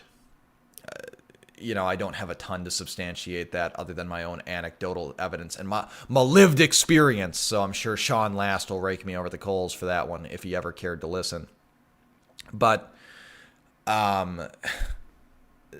so yeah, it's depressing that we're probably under 50% white in this country right now. And it's like, oh my God, how can we ever make things better? But just remember, the group that is really responsible for a lot of the bad things that have happened in Western society, that's responsible for the decay and the collapse, is much smaller than 50%. So a sufficiently motivated small group of people can affect meaningful political change. And that particular group did it without firing a shot. And if they can do it, those vile people can do it without firing a shot. Those people who can't create but only corrupt, we certainly can as well. The greatest military victories are won without firing a shot, because even firing one singular bullet is a cost. It's expensive. You could try posting your videos to TikTok. So I did do that, and I did engage with a relatively large anti-white account on the platform. There were a few, and I support that. I think if there are those of you who can engage with people on TikTok, that's the battleground we need to go after more than any other, like Instagram and TikTok, because those are the two platforms that are warping the minds of young women. And you know, women were kind of the key to the undoing of a lot of the stuff that, a lot of the good things about Western society. But the issue there was their terms of service are very rigid, to the point where, like, the limited stuff I put up, which, mind you, was also, like, it was just a mirror or a cut of something I put on YouTube, was, like, immediately taken down. Further, I find that my content and my style does not lend itself well to a sort of laconic, witty style of content that you'd have to put on TikTok. So I've tried to engage with people on there. In particular, there was this one douchebag whose name I'm drawing a blank on, but he just posts all sorts of civil rights, anti-white horror porn, up to and including seriously making the claim that white people used to eat black people, like, on a regular basis, and it was widespread and mainstream. And I posted a video debunking that one, but people on TikTok have an attention span of a goldfish, and I just got brigaded into oblivion on that platform. And it didn't yield me any results, because he didn't want to engage on YouTube, because he would rather just have like a bumper sticker slogan he can throw and do a 3-second video and then dab on me. So it's something I'll consider, but I'm kind of sticking to long form YouTube type content for now. I mean, feel free, if you think there's something worth clipping and putting on TikTok, go right ahead. I have no problem with anybody like just reposting my content. He's a better streamer than me. Well, yeah, I should hope so. At least he gets his media working before he streams. Yeah, I mean, that was kind of his background too. There's a reason. Old Jimmy John. What would I do without you? Yeah, I would hope Devin Stack's better than me at doing the streaming thing. That's part of the reason I'm doing this live stream thing, is to get better at sort of speaking off the cuff. Should set up an Odyssey right now. Don't wait. I do have an Odyssey, and all my stuff is mirrored there. It gets quite literally 0 views. I think I'm multi-streaming to Odyssey right now. As far as my OBS says I am, but I haven't actually personally verified. Jimmy John, are you Mossad man? I think he is. Mossad man. If you want a white pill, look at how the Fijians were able to take back their country from Indians, or the Kazakhs going from minority to majority. Yeah, I mean, things can change rather rapidly, and it's not over until it's over. June says freedom of speech and expression is a check against internal decay. The natural rights to arms and violence is a check against external threats. I don't know that I disagree. If you're white, then you should aim for a big Italian type. Oh, that's the other. Yeah, you're absolutely right there, is you need to win the demographic war. Probably the single most important thing any one of us can do is not only having a bunch of children, but putting all of our time and effort that we can into raising them, and raising them right. Yeah, suffrage church. Thank you, Rule Americana. Suffrage church. That's what it was. And he himself has gotten banned off the platform several times, and he just keeps ban evading. So, yeah, that guy is just a fucking evil human being. I suspect he's a member of the tribe too, but I can't prove it. So one thing I wanted to talk about as well, I know we're getting late into the stream, but one of the things that actually spurred me to stream this time around was, so like many of you, I follow Ryan Falk alt-hype on Twitter, and I'm very interested in what he does and what he has to say, in particular because he really has been so influential. And that's neither here nor there, but he recently did a podcast, or was on a podcast with a guy called Walt Bismarck, and it was behind a paywall, so I didn't like listen to what alt-hype had to say.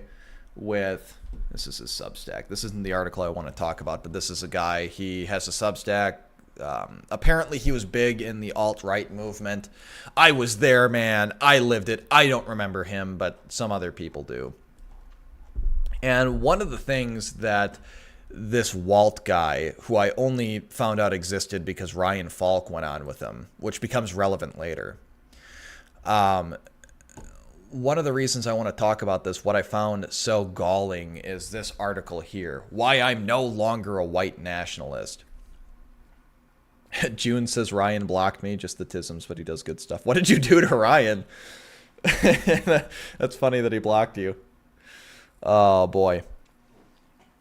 So there were a number of things that were said in this article, and it's rather lengthy, that are particularly galling. But what struck me as almost a form of cognitive dissonance was, okay, this guy is aware of Ryan Falk and human biodiversity, and even acknowledges it in some of his other writings, but now he's backed away from the primacy of race. And you have to understand that race is the important thing here for the alt-right. Like, it is the issue we need to unite around. There's no two ways about it. And I've got to be careful about what I say on YouTube, and I can be a little more loose with my tongue if and when I do get banned. But the black-white IQ gap and the IQ gap between other racial groups is super, super important. It's part of the reason why the society is failing. Other behaviors are tied to genetics as well. Certain negative behaviors like criminality and impulsivity. It's really the reason that we are broadly as conservatives, even though most won't admit it, the reason we're against immigration, because what made the United States and the West special isn't that we had some sort of magic dirt here that turned everybody into freedom-loving, intelligent, hard-working citizens. We didn't have some sort of magic institution or magic form of government that you could graft just anybody into, and then they'll all of a sudden become just like us. Like, this was a country of, by, and for white people. And they may not have been able to articulate and document this in the same scientific manner we've been able to today, with things like probably the most important thing being the black-white IQ gap, or the IQ gap generally. But I don't know how you can be a member of even the alt-right or the alt-light, as he would probably brand himself, without without calling yourself a white nationalist, without believing in human biodiversity, without acknowledging that divergent evolution in humans is a thing, and didn't stop at the neck, so to speak. And this is a thing that this guy is aware of, and he acknowledges human biodiversity, but he's content to take his bread in circuses, and it's both irritating and something we should...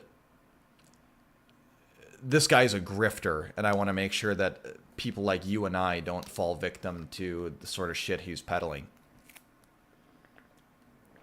So Let me take a quick look at Ryan or at chat. June says, "What did you do to Ryan?" Mildly disagree. Lol. He's just special like that. I don't hold it against him. Did you make him scream into his mic? Yeah, Walt. How does everybody know about Walt Bismarck but me? I was there, man. I lived it.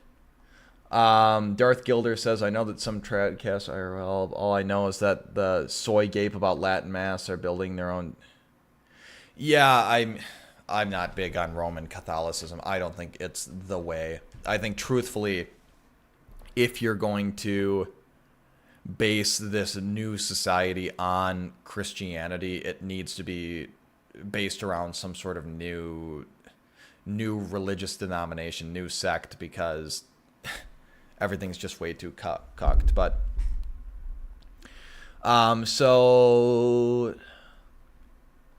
So he calls himself a soft white nationalist, and in this article he's going to describe to you why he even left soft white nationalism.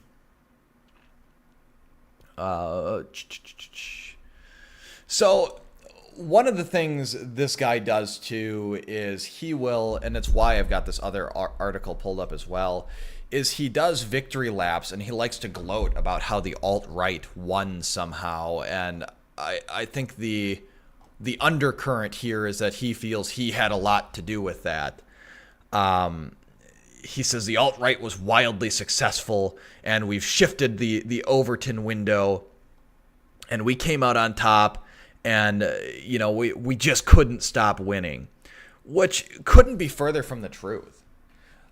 Like, he of all people should know what Charlottesville did to the alt-right. It destroyed it. No longer could you talk about being a member of the alt-right in public without looking at losing your job? I mean, that James Fields guy got like 400 years in prison for having a fat lady have a heart attack near his vehicle when she blocked his car. People like Devin Stack is an excellent example, but also alt-hype and others were deplatformed or forced off of mainstream media outlets like YouTube and had to go to these little cuck corners of the internet like Rumble and Odyssey and BitChute and Gab, because they just kept getting kicked off of social media and couldn't get in contact with the normies anymore. You didn't win the normies over. And if that were the case, you wouldn't see people getting fired from their jobs for espousing moderately right-wing views, or like you wouldn't have kids like that one kid recently who found himself suspended from his school for calling illegal immigrants illegal immigrants. Don't tell me that the alt-right or the dissident right won the good fight. We're much worse off in the year of our Lord 2024 than we were in 2015. I think that's demonstrably true. The people that are left from the alt-right, like Richard Spencer, largely seem to be grifters. Let's see what else. Oh, and he sort of says that the successor movement to the alt-right, the dissident right, isn't nearly as effective as the alt-right was, and they're really just keeping their foot in the door to keep that pipeline open. Yeah, he kind of doesn't have a very high opinion of Nick Fuentes, which I don't either. But that's the undertone to this article here. So, he says things like that. I couldn't care about, given the victories noted, I no longer want to advocate. So in light of these victories, he no longer wants to advocate for white identity issues at the expense of literally everything else, as though there is anything else, as though everything else isn't downstream of it. And it's not even racial identity, right? This isn't simple identitarian politics. This isn't us being mad at those darn Irish. This is like, there are concrete genetic differences between human beings that makes certain human beings fundamentally incompatible with our society, and those types of human beings are being imported en masse and destroying what we have. We're being ethnically cleansed. They're demographically replacing us in our own nations, and they're openly admitting to it. And all the other things, whether it's income tax rates, Social Security, and I know that he says he couldn't care about that. But all these other things that people care about, they're all downstream of having a 90% white nation or having a white ethno-state, as things used to be. So continuing on here. The things he's most worried about include a potential end to the dollar as world reserve currency, which I think sooner or later that's bound to happen. Empires don't last forever, so even if you find yourself even moderately aligned with the dissident right or the right wing, how could you advocate for something that would give more power to global homo? Like, the only thing the West seems to be good at and good for is propagating sodomy in nations that prior to that point did not have legalized gay marriage, like Ukraine, who in the middle of a war seems to be concerned about homosexual marriage. He's so concerned about Russia, China, and Iran and the breakup of NATO, total fiscal collapse, the proliferation of dopamine traps like TikTok and porn and gambling apps, and as though all this stuff isn't downstream of not being ruled by white people and not living in an entirely white society. Like, these things, why don't you look into who owns things like this? Who controls things like this? And he's not concerned about sustained immigration of low IQ people. No, that's for us proles to be worried about. He's concerned about the sustained immigration of high IQ people and ethnically nepotistic immigrants who, mind you, like, having a preference for your own race is a natural human trait. For your own tribe, that's a natural human trait. So I don't fault them for that. White people are the only ones without that immune system in this day and age.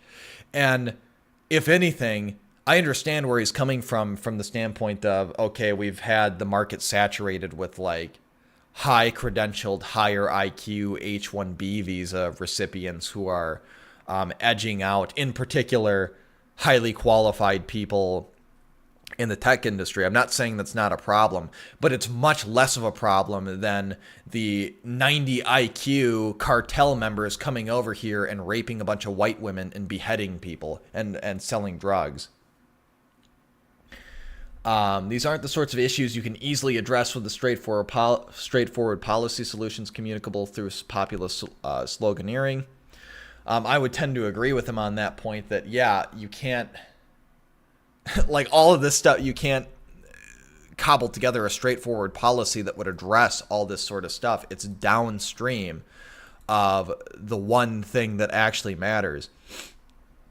He says that he predicts that politics will continue to depolarize around race and repolarize around gender, age, religion, class, and marital status, which is pants on head retarded as well. If anything, it's gotten more polarized around race since 2016. People are becoming more and more racially aware, everybody but white people. The anti-white demagoguery has not stopped. Politicians will advocate for every interest group but white people. And the idea that, oh, it's feminism, it's gender and feminism that's going to be the real issue. Like, no, that was almost a proxy issue that, again, is downstream of white nationalism. Like, the fact that we are not a 90% white nation anymore, the fact that we have been subverted, like those third wave feminists that were a real problem, they all were adherents to anti-white ideologies. And this was what really, I was about ready to chimp out. I was about ready to scream into my microphone as soon as I read this. Every day in this country, more and more Hispanics marry corn-fed blonde Midwesterners and produce pale castizo children who only speak in English, consider themselves basically white, and vote like Irish and Italians. Meanwhile, college-educated white women are abandoning the GOP in droves and are being replaced by beige-brown Zoomers who like Andrew Tate and dig Trump's Riz. I mean, I don't feel the need to defend the statements I'm going to make right this second because people like Alt Hype and Sean Last have beat them to death. Brown and beige people do not vote right wing. They vote along their racial lines. They vote for Democrats even if they believe in things that nominally would place them on the same side as Republicans. Case in point, the one I always like to point to is the fact that, okay, Hispanics are all Catholic, and Catholics are very much, or Catholic ideology is very much more aligned with Republican politics than Democrat politics, but they still vote for Democrats. Why? Because it's the anti-white party. And he celebrates race mixing, celebrates the Hispanics marrying those, taking the corn-fed blonde women and producing castizo children, who, mind you, if you're even aware that alt hype exists and you want to bring him on your podcast and you claim that you were a white nationalist at one point in time, you know that hybrid vigor isn't a real thing. You're going to get lower IQ people in this nation by virtue of the fact that you're race mixing. Like, it doesn't work like that. They don't take all the good traits and leave the bad aside. And mind you, Irish and Italians also don't really vote conservatively. If you look at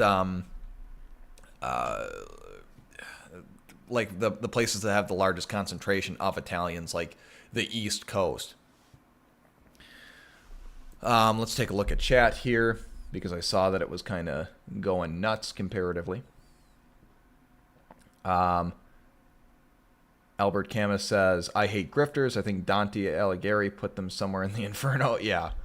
That's where they belong, in one of the lowest levels of hell. Basically, BitChute Gab and Gab considered its equivalent to exile. Yeah, that's exactly what it is. It's removing you from any chance of contact with normies. And that's why I wish the Dissident Right would stop shitposting so much on Telegram. And I get OPSEC is a real thing, right? But take some of that dialogue back onto mainstream social media platforms and just ban Evade. He should have stuck to Disney parodies. Well, I'm wondering what in the hell happened, because he was at least nominally on our side. But it's one of those things where, okay, I'm taking a look at this guy. I don't know a ton about him. Half his stuff is behind a paywall. He strikes me, that's not an issue you can just change your mind on, right? Like, it's a truth that you have to be exposed to, and once you're exposed to it, you can't disbelieve in it. You've been taken out of Plato's cave. You now have seen concrete proof that there are differences in race and IQ and all that stuff, and it completely shifts your worldview. And I think that these people are just saying whatever they think is going to be popular in order to make money. I wouldn't be surprised if a guy like this were on some degree bought and paid for by interests who want to de-radicalize people like you and I. I'm not saying he is, but if I were to control opposition, if I were to war game on the part of our adversaries, this is the type of stuff I would do. I would find grifters like this and be like, okay, obviously it would be too jarring if he were to start talking about, extolling George Floyd's virtues and talking about how much he loves homosex. But if you can take a popular figure like this, who apparently he was, and get him to say things that are slightly less radical, that are a little further up the pipeline to white nationalism, maybe you have a shot at preventing or gatekeeping some newcomers to the community, because you can pull stuff up like this and be like, oh, you see, he's reformed. He saw the error in his ways, and you will too someday. Don't you just dig Trump's riz? What else does he say? White people are no longer my most important in-group. And I don't know how they can't be, because everybody's racial group is their own most important in-group, but white people. But there were things, the next two, so let's take a look here. The decision was largely motivated by politics. I was looking to retreat to an imagined Hyperborea free of crime and degeneracy where my Volk had political autonomy. The next 2 years were the most miserable of my life. To put it bluntly, most of my neighbors and coworkers basically resembled hobbits. They had no ambition to them, no aspirations of greatness, nor did they think about the world in any dynamic way. The more educated among them certainly stayed informed about the wider world, but they largely took it for granted that their immediate universe was a static place where nothing would ever happen. And the horrifying thing, it's horrifying, super horrifying that it was a nice place where they didn't have to worry about a ton. They liked it. Like that's what changed this guy's mind, is he lived in a really nice community for a couple of years, and then he's like, oh, these people aren't super ambitious. They're not super money driven. They're not super power driven. They just kind of want to live and let live and enjoy their Volk and their community. And I hated it. Like, what a fucking idiot. He basically went soft, cues sad trombone effect. The parody songs are still up on Murdoch websites, says Darth Gilder. I think they want us distracted arguing over gender, says Finwraith. Yeah, I mean, that would be an ideal scenario. I think that there probably is some concern at the racial awakening, which I doubt that these people that control the levers of power would have predicted. I think if they could have foreseen that the internet would lead to normie radicalization, for lack of a better term, in the way that it did, they would have put much more in the way of controls on it, and it never would have been the Wild West that it was at one point in time, that allowed for the proliferation of free speech platforms, which naturally logarithmically approached white nationalism the more free speech it got. Or not logarithmically, asymptotically. But that's neither here nor there. June says all races should put aside our differences and focus on class. That's just communism. It's not necessarily about class or the haves versus have-nots, because that's no matter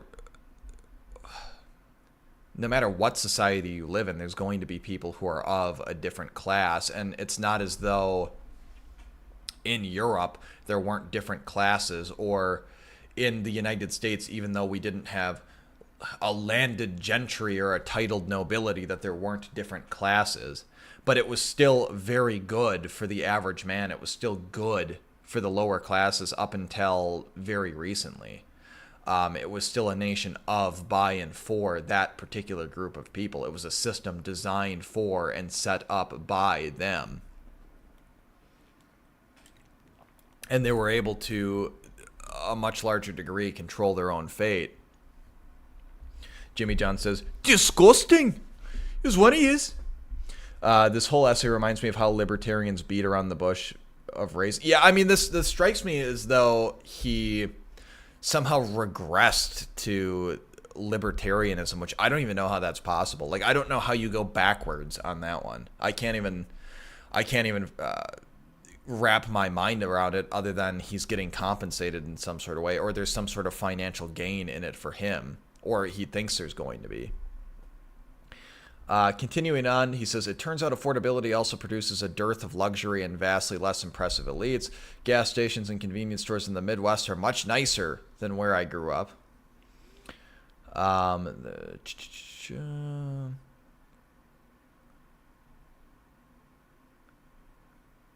Oddly enough, if you're the sort of extremely online neurotic weirdo intellectual who gravitates towards trad ideology as a young man, you probably aren't temperamentally suited to dating normie conservative church girls who organically live that way.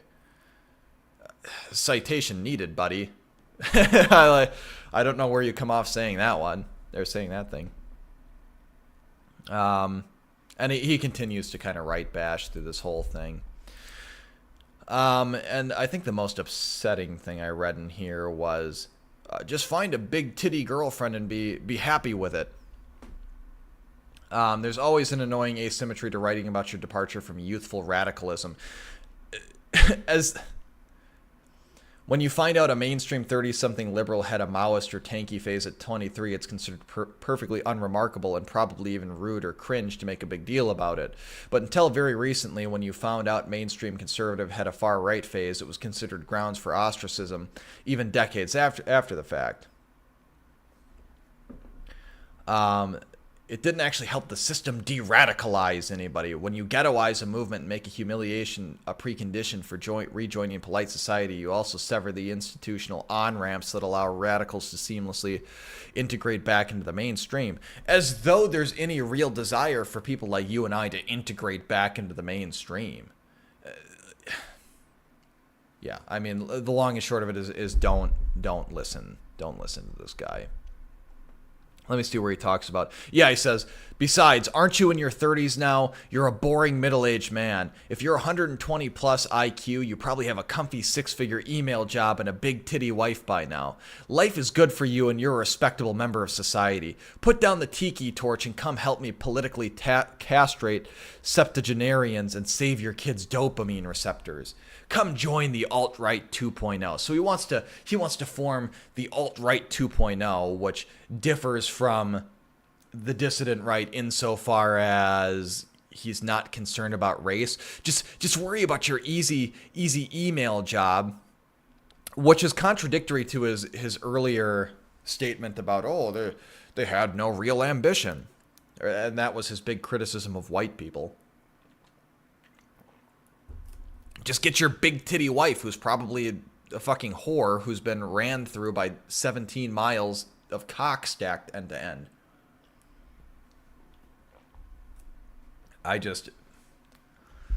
Don't let him de-radicalize you, chat. Yuck, he sounds super Jewish. So he denies being a member of the tribe. Whether or not that's true, I don't know, because you can deny anything you want. We should just install more IQ. It's simple, says June. Yeah, I mean, or just stop caring about it. Like, he doesn't make any compelling argument in this whole article, which I was endeavoring not to read the whole thing on stream. I know that's very boring for you guys to watch and listen to, but he doesn't make any case against race or IQ, which if you were to de-radicalize me, Jim Dewey, combator of narratives, if I were to find myself de-radicalized, you would have to provide concrete and compelling evidence that disproves human biodiversity and divergent evolution. You would have to. That is the crux of everything. That is the issue that underpins the dissident right. And I'm very skeptical of a man who says he's been de-radicalized and now he wants to be the Pied Piper of autistic retards on the fringes of the internet.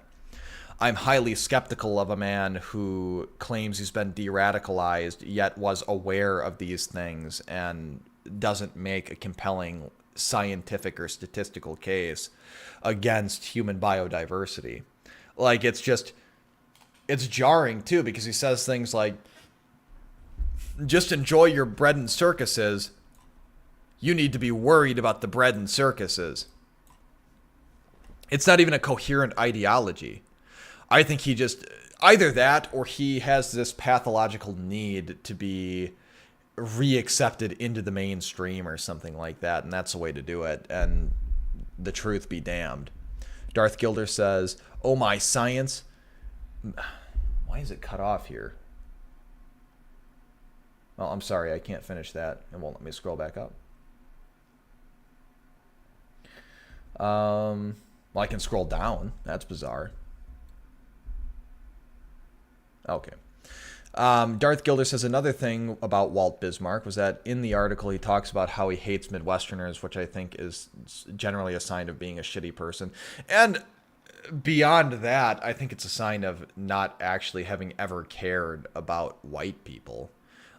I don't know the story of Walt Bismarck well enough to say concretely what it was he was getting out of the alt-right movement.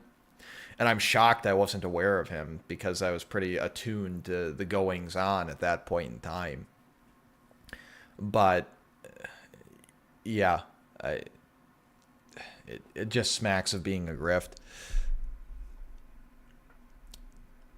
I don't know why it's glitching the fuck out. I keep trying to read chat in order, and it really does not want to let me.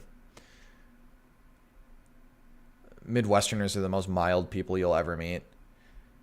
Yeah, and I don't think it's necessarily a bad thing to live in an area in which not everybody... And who knows how true that even is, right? Like, we're taking his anecdote at its word. But he's like, oh, there's a bunch... I'm surrounded by a bunch of people who aren't very ambitious. It's like, yeah, you're in your mid-30s, I think, if I read that correctly, and you're in bumfuck nowhere, who knows, Iowa or whatever, and you're interacting with other people who are still in that town in their mid-30s, well, chances are they probably were never very ambitious, because if they were, they wouldn't be there anymore due to lack of work. But my criticism of that is the same criticism I have for the people who take a look at the GDP and see line go up and think it's a good thing. It's like, okay, well, ambitious behavior among an entire population set is not the measure of a functioning society. Like, I can't believe he used he compared it to the Shire as a criticism. Jim keeps reading half my comments and going on a tangent. I'm going to go insane. I'll just keep doing it to mess with you. JB says, George Kelly had a ranch on the border and was forced to defend himself against cartel on his ranch. Yeah, let me take a look at him. Did they throw him in prison? Is that what happened?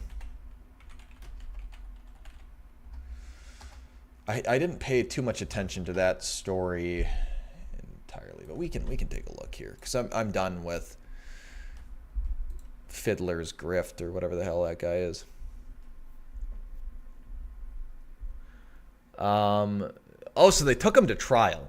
A verdict is due imminently in the case of George Allen Kelly, a 75-year-old Arizona rancher accused of fatally shooting an unarmed migrant on his property near the U.S.-Mexican border in January 2023. He pled not guilty to second-degree murder charges. What were the circumstances of the shooting? And they try to pin the murder on Trump, as though he ever did anything for the dissident right or white people. What happened? He came across a group of migrants on his property, including 48-year-old Mexican Gabriel Queen times. Kelly fired a number of shots from an AK-47. There were no other casualties, so Kelly is being charged with aggravated assault against another person in the group of migrants. So he sounds pretty based. I don't know how you can reasonably argue that we don't have the right to use lethal force to defend our own border. This seems to me, if I'm reading it right, to be more cut and dry than the whole Kyle Rittenhouse thing, but I guess it's less flashy and we don't have it on camera, so we're not willing to rally around this guy. And that's the other thing about the dissident right, too, is they don't support their own in instances like this. But good for him. I think the other part of it, too, JB, is you have to reach a critical mass of doing it. You can't just be going and doing lone wolf things. You need to have multiple people doing it, and then it becomes a lot more difficult for law enforcement to handle the situation.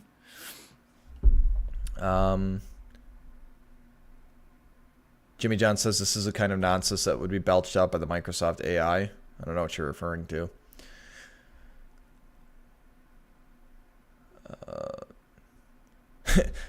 June says they're everywhere and willing to date, just not you. I'll take your word for it.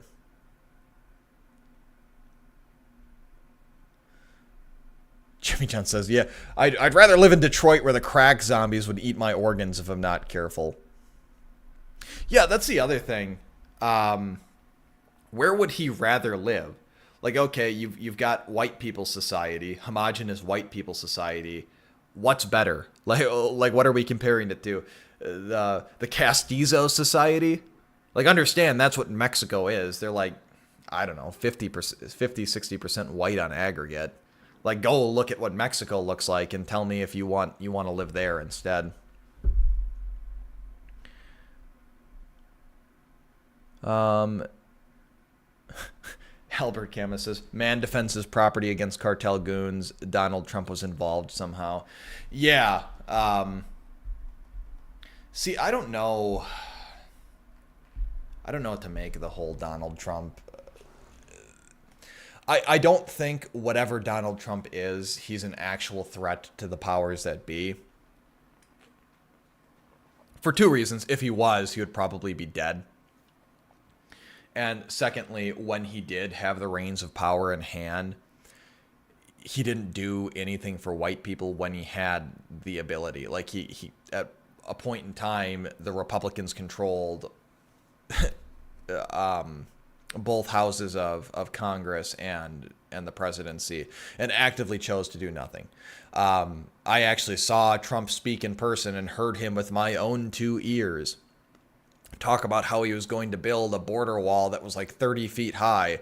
That never happened. Did nothing to stem the tide of immigration. He gave like $500 billion to black people, though, so there's that. My sneaking suspicion is he's just the other side of the same coin that is the establishment. And it really serves as a pressure release valve for people like you and I, so they continue to sit complacent and sit idle while they're demographically replaced until it becomes too late to actually do anything. All right, chat. It was, we're at about the 2 hour and 18 minute mark by my clock, so it's about the time of the night where I will wrap up, unless you have any last minute burning questions for me or anything you'd like me to take a look at. I'll wait like 30 seconds for the delay in chat. So as far as content going forward, I am going to stream at least once a week. Ideally, I'll put together some content that's, a little more coherent, for lack of a better term, for these streams. The reason these ones are more stream of consciousness is, again, primarily I'm just trying to get content out there, but I am working on another video that is taking up the lion's share of my free time, in part because it requires that I look at a bunch of different sources, or at least be well-read, or at least well-read enough to talk about certain events relating to the Indian Wars and Indian removal. And I'm spending an awful lot of time polishing and editing and rewriting a script and stuff, because I feel I owe it to you guys to put out quality content. So that's what's eating up all my free time. I don't put a ton of time into my stream, for better or for worse. June says, it's 4 a.m. here. This stream was silly. I don't know if that's a good thing or a bad thing. Albert Camus says, Trump was a dud. I sadly fell for the Trump meme. So I didn't, but I wasn't any better than you. So I was a red-blooded Republican circa 2015, and I truly thought that Donald Trump I probably wouldn't have called him a grifter at the time, but that was the sense I had, was that he was a grifter. And because he was of the Republican field, the furthest to the left, he didn't care about a lot of the traditional Republican social issues, that he was going to destroy the Republican Party. So I was a hashtag never Trumper, and believed we should vote for Hillary Clinton, not because she would be good or would be good for the country, but at least it wouldn't destroy the Republican Party and wouldn't prevent us from mounting an effective defense to this bullshit in the next election cycle. Alpha 6 Kids says, kids walk out of school in protest of furries. Where? Trump, save us crypto Jew, we need you. Yeah. you're not going to vote anybody into power that's going to fix this on the national level. Not right now. Not anytime soon. So, and truthfully, I don't know that this country is really any different for Donald Trump having been elected. I would hazard a guess that if Hillary Clinton had been president of these United States, it would have been much the same. A lot of the geopolitical events, I think we as Americans are pretty narcissistic in thinking that like the Trump presidency was what caused the invasion of Ukraine, like they like to claim, or whatever Iran is doing. I just don't think that we're as impactful as we think we are. Jim, do you play video? Yeah, but it's one of those things. I kind of regard video games as, it's like alcohol, where I am very careful to partake in moderation if I partake at all. So I primarily use it as like a social thing with my buddies because I don't seem to want to do anything in real life anymore. So I've played Helldivers. I've played some old like COD Zombies recently, and what else do we kind of get into? I'm big into mappy games, as all autistic people are. I'm not actually autistic, but like Hoi 4, Stellaris were some of my guilty pleasures. But nowadays when I play video games, it's like I almost feel guilty for not making content with my free time, because if I get to the end of my life and we as a movement haven't affected any real meaningful political change, I'm going to feel tremendously guilty that I did not do anything or did not do my best to have improved the situation somewhat for my progeny. So Albert Camus says, take your time, quality over quantity. Yeah, and so an interesting sort of dilemma I'm having with this Indian Removal Act video is I want to Iron Man a lot of my argumentation by deliberately and very intentionally using Wikipedia articles and things like that, because I want to Iron Man the argument of my opponent, and I don't want to waste a ton of time trying to dredge up some sort of different source that's behind a paywall and they're just going to accuse of being illegitimate anyway. The reason I'm kind of nervous about doing that with respect to citations is that's been one of the biggest criticisms I've had on my content, is that it's not very heavily cited on some of the videos, which is intentional, because I feel like, especially with the Civil War video I made, I didn't need to cite anything new because I was making moral arguments based off of the information that was already provided. So I'm kind of gun shy to getting that criticism again, but for better or for worse, the video's like 60-70% done, so it's primarily going to be relying on Wikipedia argumentation and sources very intentionally. So Rule Americana says, do I believe Nick Fuentes is a grifter? I don't think he's a grifter. I mean, maybe he is. I don't regularly watch him, but the bigger issue I have with Nick Fuentes is his hyperfixation on Roman Catholicism, which, mind you, is an alien religious denomination to the United States. This is Protestant country, so if we're going to rally behind some sort of religious movement, it should be something that was like based Protestantism. And I have a lot of issues with Catholic, the things the Catholic Church has done, yes, but also Catholic doctrine, which I don't know that it bears getting into here. And he is autistically exclusive of anybody who's not at least very sympathetic to Roman Catholicism, and so are a lot of the groypers that hang around him. And I'll cut them some slack because it does seem that a good chunk of his audience is like 15. But I think that it's dangerous to be hyper exclusionary in this day and age over something as not silly, because it is important. The question of religion is very important, but something that's window dressing by comparison to the rapid demographic shift here in the United States and the moral degradation of the society at large, or Western society at large.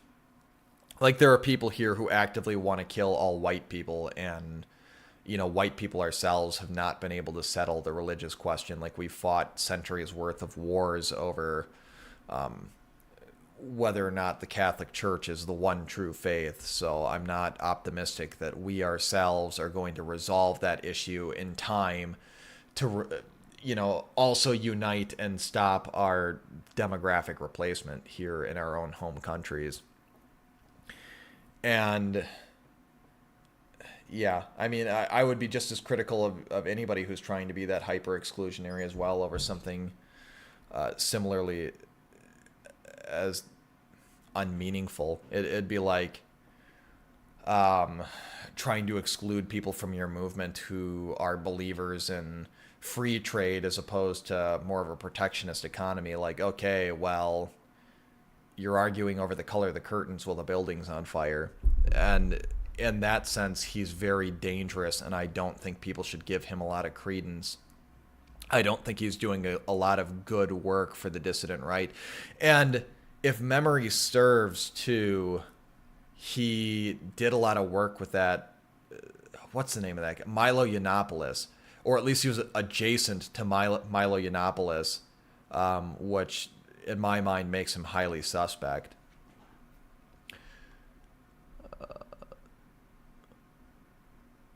Let's take a look at the comments. Get myself a big titty wife. Thanks, June. I'll endeavor to do so. See, that time I read the back half of your comment on purpose. Jimmy John says Jackson was one of the most base presidents of all time. Yeah, he really was. And so he gets a lot of flack for genociding the Indians, which just straight up didn't happen. The whole Indian removal thing took place out of a sense of magnanimity. Like, we wanted to preserve Indians, and it was abundantly clear that they were too savage and violent to live and coexist with white people, so we put them on their own reservations. And we didn't steal any of their land either. We bought it all, and we have the receipts. So, and one of the things with Indian removal, too, that I think is very telling with the character of whites broadly and the white treatment of Indians in particular is like, look, there were a lot of different ethnic groups who were white that were on the American continent. You've got that established colonies. You had, the English, the Dutch, the French, the Swedes, so on and so forth, were establishing these colonies. And it's like, when we, the descendants of the English, fought these wars against these other European powers, these other European ethnic groups, they didn't get a fucking reservation. They got assimilated, killed, or they left. So the fact that Indians have their own reservations and casino monopolies and are here to complain about it is telling in and of itself. And that's the way of the world. Most countries don't have all these different ethnic groups claiming mistreatment and agitating for certain political things because of historical mistreatment, because those countries just genocided ethnic minorities. The Barbary slave trade is one I like to talk about as well. It's like, okay, well, the Arab world imported a hell of a lot more black slaves than the New World ever did. Why do Arabs not have a bunch of black people living there? Well, it's because they castrated all of them, which killed like 60% of the people in the castration process, and they treated them much harsher, so they weren't around to complain about it. Do I know Albert Camus says, I want to see an accurate portrayal of Andrew Jackson's pet parrot. Yeah, he famously got kicked out of his funeral for being so foul-mouthed. Jim, what's your opinion of white-yellow hybrids, says June. So first and foremost, we need to advocate for a white ethno-state here in the United States. And when I say ethno-state, I mean 90 to 95% white. I don't think it's super feasible to expel every last ethnic minority. It would be a very difficult undertaking. And I don't... I have much less issue with well-behaved, high IQ racial hybrids here in the United States than I do with like low IQ third world migrants that are coming over here. So that's kind of my opinion on it. So, I mean, obviously, first and foremost, we would establish this hypothetical new state as being of, by, and for us white people, but that doesn't mean that we're genocidal maniacs. It just means that we're going to keep this country a certain percentage white. It's going to be a nation that looks out for our interests as white people and preserves our future as white people, and that's that.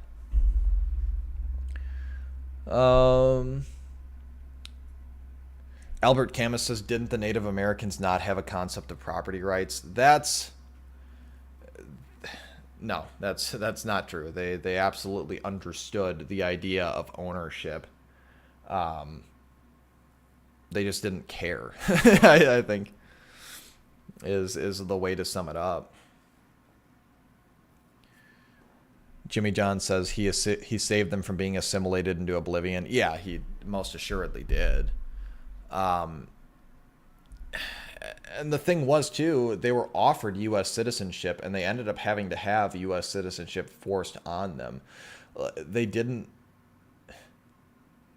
It's not as though they wanted to be a part of white society and we just wouldn't let them and kept kicking them out. Like, we tried to integrate them. We spent a tremendous amount of money caring for their material condition and trying to educate them, and they didn't care, and it didn't do anything because, again, some of that stuff is set at a genetic level. Alpha 6 says, how to unrace mix? Well, there's nothing you can do about that. Ain't nothing you can do about that, Alpha 6. And again, one thing I want to make clear is we can't buy into this shitlib-driven narrative that because you're pro-white, you have to be super anti-everybody else. Like, I've got no problem with any other racial groups so long as they're not coming here and causing issues for us here. I've got no issue with blacks so long as they remain in Africa and keep their African ways to Africa. I've got no issue with East Asians so long as they don't try to buy up huge chunks of real estate here in the United States and steal our intellectual property and generally interfere with the American government. I've got no issue with Hispanics so long as they don't try to bring their Flavella type nations here. So, yeah, that's all I got to say about that. All right, guys. Well, it's been real. Thanks a bunch for coming and hanging out with me on your Friday night. I hope the rest of you find that big titty blonde wife that Walt Bismarck was talking about. Go out and find her, guys. That's it till next week.